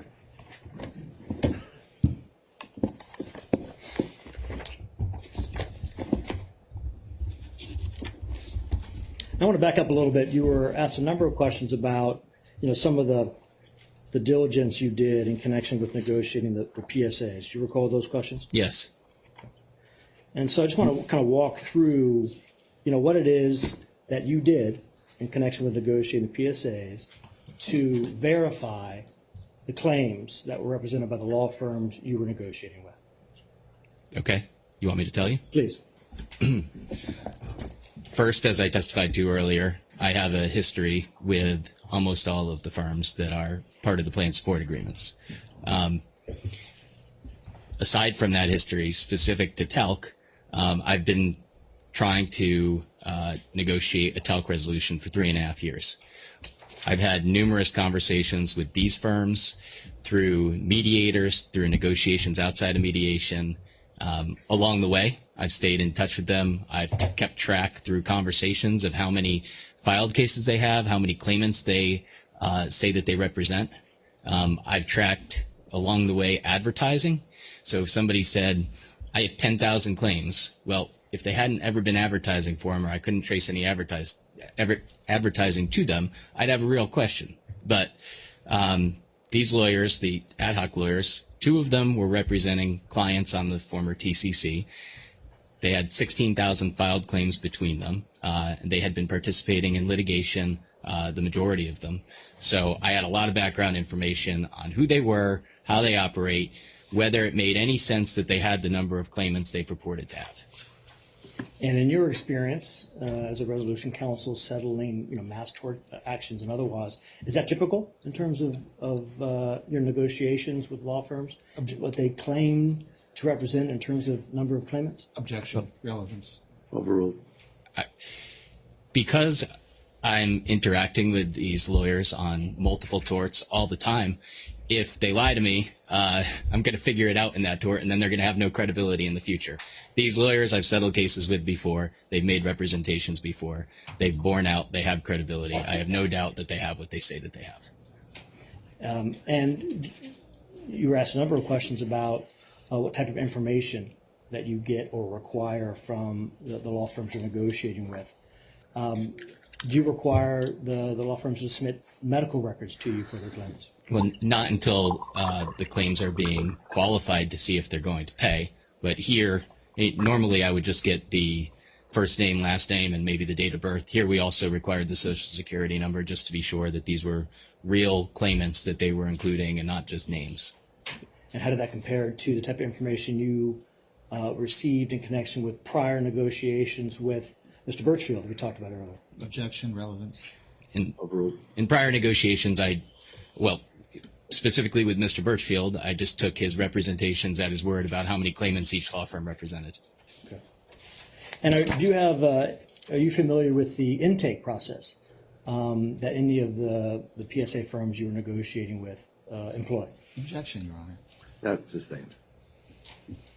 I mean, Your Honor, to the extent that they're challenging, the diligence done for the types of, for the claimants and who was represented by these law firms, I would think the intake process that the law firms employ would be relevant. From my understanding, we're going to have the testimony of some of these lawyers. We'll find out from them. Very good, Your Honor. Thank you. Let me just ask you, we've talked a lot about the support that you understand and believe that claimants have for the proposed plan. What is the basis for your view that the majority of claimants support the proposed plan? What I testified to earlier, which is that I've been tracking who has what claims, any significant number of claims, for 3.5 years. And so I know how many claims are out there. I have conversations with TALC counsel every day, multiple. It consumes most of my life, I'm sad to say. So I know where the claims are. I know who's in support. And I know that this group of counsel that we have supporting the plan is significant, represents the majority, and beyond that, I know of additional lawyers who are going to support the plan, or going to recommend support of the plan. So I object and move to strike the answer on several grounds. First of all, conversations about, and as a basis for his knowledge, is hearsay and inadmissible. Second of all, he's again violated the court's ruling about when the court struck his discussion about majority or Sustain the others. objection only with the last regarding those that he anticipates to be supporting.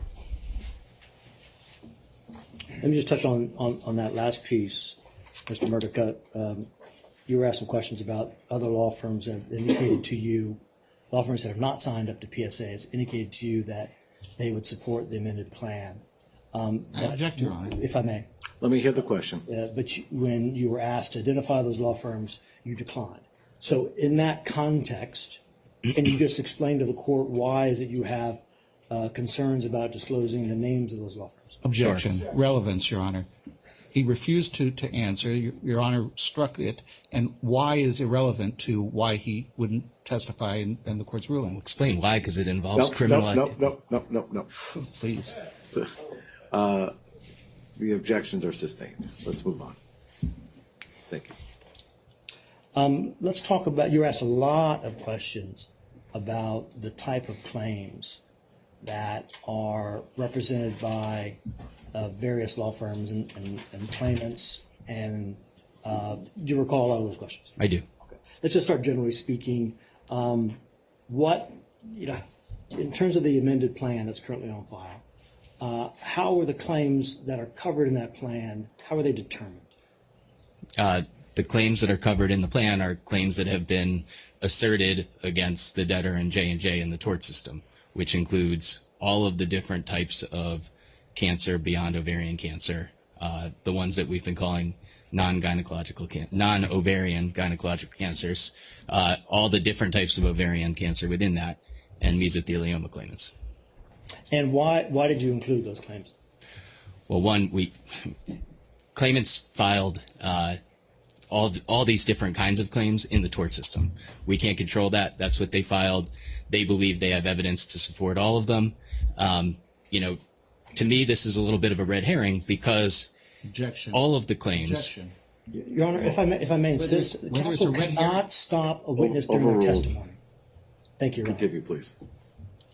The notion that we're going to try to compare which claims are better than the other are the red herring, because all of the claims, we believe, have no merit. So to try to compare one to the other, it doesn't really make any sense. All of them were brought against us in the tort system. In order to get a complete resolution, all of them have to be resolved. And it's not just like there's one or two. There's thousands.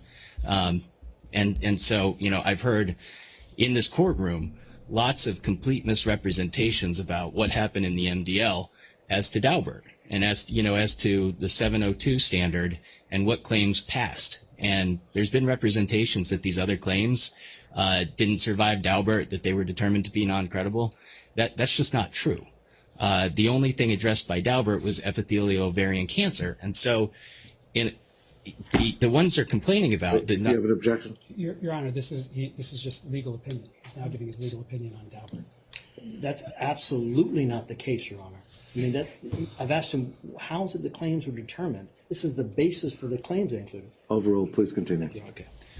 So the only thing the Daubert decision evaluated was epithelial ovarian cancer. It didn't disqualify the others. The non-ovarian gynecologic cancers, in a lot of ways, are like the mesotheliomas. Neither of them have ever been subject to any scrutiny. Both the cancers like uterine that they're talking about, they have never been subject to Daubert. Neither is meso. No mesothelioma claims have been filed in federal court because nobody wants the Daubert standard to challenge those cases. So we have to include all of them to get a complete settlement, and that's why they're all included, and they're all filed that way in the tort system as well. I'm going to object and move to strike, specifically with his speculation about why plaintiffs file in different places. He's not competent to do this, and the opinions that he's expressed are inconsistent with being a fact witness. I object. Overruled. With respect to the definition of talc-related claims in the amended plan, what's your understanding of how it compares to the definition of talc-related claims in the prior bankruptcy? It's the same claims that existed before. And in terms of like how that, the terminology is used, how is that generally used in your experience in connection with talc litigation? Objection. Vague. Can you be more specific? Sure. You were involved with the first bankruptcy, I was. and there was a lot of reference to ovarian cancer claims, correct? Right. And in connection with those references, did you have an understanding of whether or not that included all of the claims that now we're talking about as subtypes? Yeah. The parlance that everybody was using in mediation in court was you had mesothelioma claims and you had ovarian cancer claims. The ovarian cancer claims encompassed everything that was filed in the MDL, which is far beyond ovarian cancer, but that was basically shorthand. Is that consistent with your understanding of how ovarian cancer claims were considered in connection with prior negotiations you had with respect to talc litigation? Objection. He could probably speak as to what he considered, but not what others considered. Fair enough. Speak to your understanding. My understanding from when I first became involved in trying to resolve this litigation is that we had to resolve the entire litigation, which included all of the claims beyond epithelial ovarian cancer. And then I think close to final question, just in terms of your expectations about, why claimants will vote yes for the plan. Can you just articulate that for us? Sure. There's logic and reason as number one. It's a good deal for the claimants. They are going to recover more than the settlements did in the tort system, in my opinion and my calculations based on the plan. I'm not allowed, I guess, to talk about another reason why it's superior to the claimants, but there's a real benefit there. And so they're going to vote for the plan for that reason, but also because their lawyers are going to recommend it to them. And they've been waiting for 10 years, some of them. They've been clients in this litigation, and they've gotten no recovery. And this is a chance to finally resolve talc that's not going to exist in the tort system because we don't have a law that allows an appointment of a fiduciary to handle the futures in the tort system. Objection not only to the, again, reference to what he shouldn't be, and he knows he shouldn't be referencing, but this opinion testimony is inadmissible from a fact witness. The thrust of the objections are the same ones that were raised in your objection to exclude the declaration. Yes, Your Honor. So I note a continuing objection, and objections overruled. Thank you. Thank you, Your Honor. And just a few last questions on that point. You were asked a number of questions about a settlement, one or two settlements you had with the Lanier law firm. Do you recall those questions? I do. And there were some questions about provisions in those settlement agreements about future claims. Do you recall those questions? I don't know if it was for Lanier, but yes. But I think you were asking questions about provisions, and I believe you testified that the provisions indicated certain present intent commitments by the plaintiff's law firms. Do you recall those questions? I do. Okay. And just can you explain to us what was the context for that? Sure. Lawyers are ethically allowed in most states to say that beyond the claimants they represent, they have no present intent to represent any claimants in the future. You can't bind them to it, but they're ethically allowed to make that promise. And does a lawyer's present intent not to bring future claims, does that stop anybody else from bringing claims? No, it doesn't. That's the problem with. Objection, Your Honor. He's not an ethics expert. He's not a legal expert. Overruled. He's giving his understanding of it. Thank you, Your Honor. So in the context of your negotiations of all these talc settlements, your efforts to resolve talc litigation, in that context, that type of provision where a law firm may, in a particular settlement, represent that they have no present intent to bring future claims, does that have any impact on the volume of talc litigation that may be brought by other law firms? No, it can't bind the lawyer that makes the representation, and it certainly can't bind anybody else. In fact, the settlement with this latency and this number of future litigants, it will just stimulate litigation. It will just cause more. So that type of objection, speculation, sustained. Just to kind of tie this off, that type of provision, does that allow for the ability to settle, future talc claimants? No. Why not? Why in that agreement it doesn't permit the settlement of future claimants? But that type of provision in any agreement, Mr. Murtaugh. Right. Maybe I'm not following your question. No. So that type of provision, would that be a way to settle, future talc claims? No. Why not? Because it doesn't prohibit those lawyers from getting new claimants, and it certainly doesn't prohibit other lawyers in the future who may not even be known to us from getting claimants 20 years from now. If I may, Your Honor, just a moment. Yes. No further questions, Your Honor. Thank you. All right, thank you. Your Honor, very brief. Yes.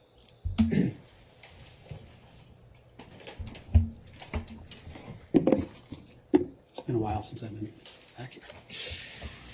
Your Honor, Michael Winograd from Brown Rudnick for the TCC. I just have a few follow-up questions based on the redirect. Can we just pull up, Greg, do you know what number that was, the exhibit number that the document pulled up, the settlement agreement? Yeah, it's 504. Can we just pull that back up, the 504? Your counsel, Mr. Murtaugh, while that's being pulled up, just talked to you a little bit about that proposed settlement that you had discussed earlier with me, right, in the day, in connection with the August 2020 proposal? Yes. And that was where we were discussing whether it was $3.25 billion, in fact? Right. I remember those questions. So can we go to page 1 of the exhibit? While that's being pulled up, remember we were talking about whether there was a $2 billion additional amount of money for a trust? Right.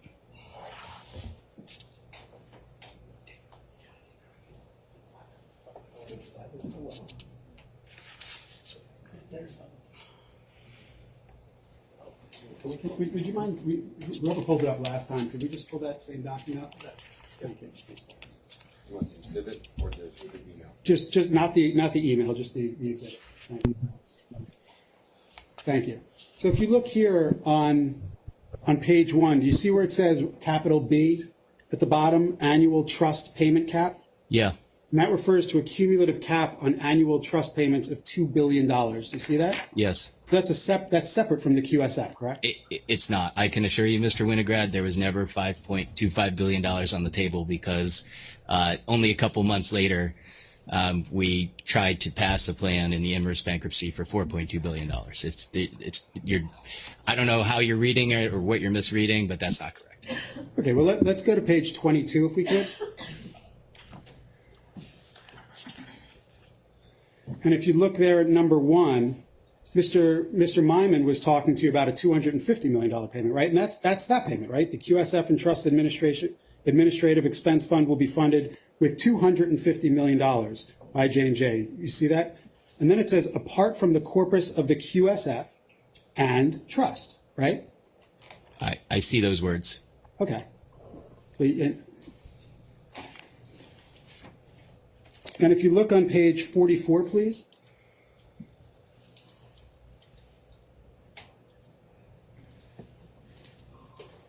If you look about 3 or 4 paragraphs down, you see where it says, I declare that I have been diagnosed with ovarian cancer? Yes, That's because this was ovarian cancer only, correct? I think that was my testimony that anything but mesothelioma. I have nothing further, Your Honor. Thank you. Thank you, Mr. Winograd.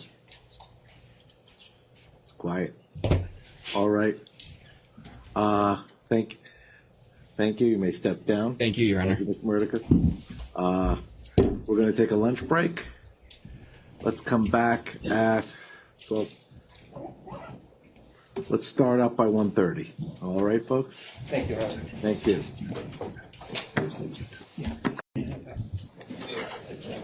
One,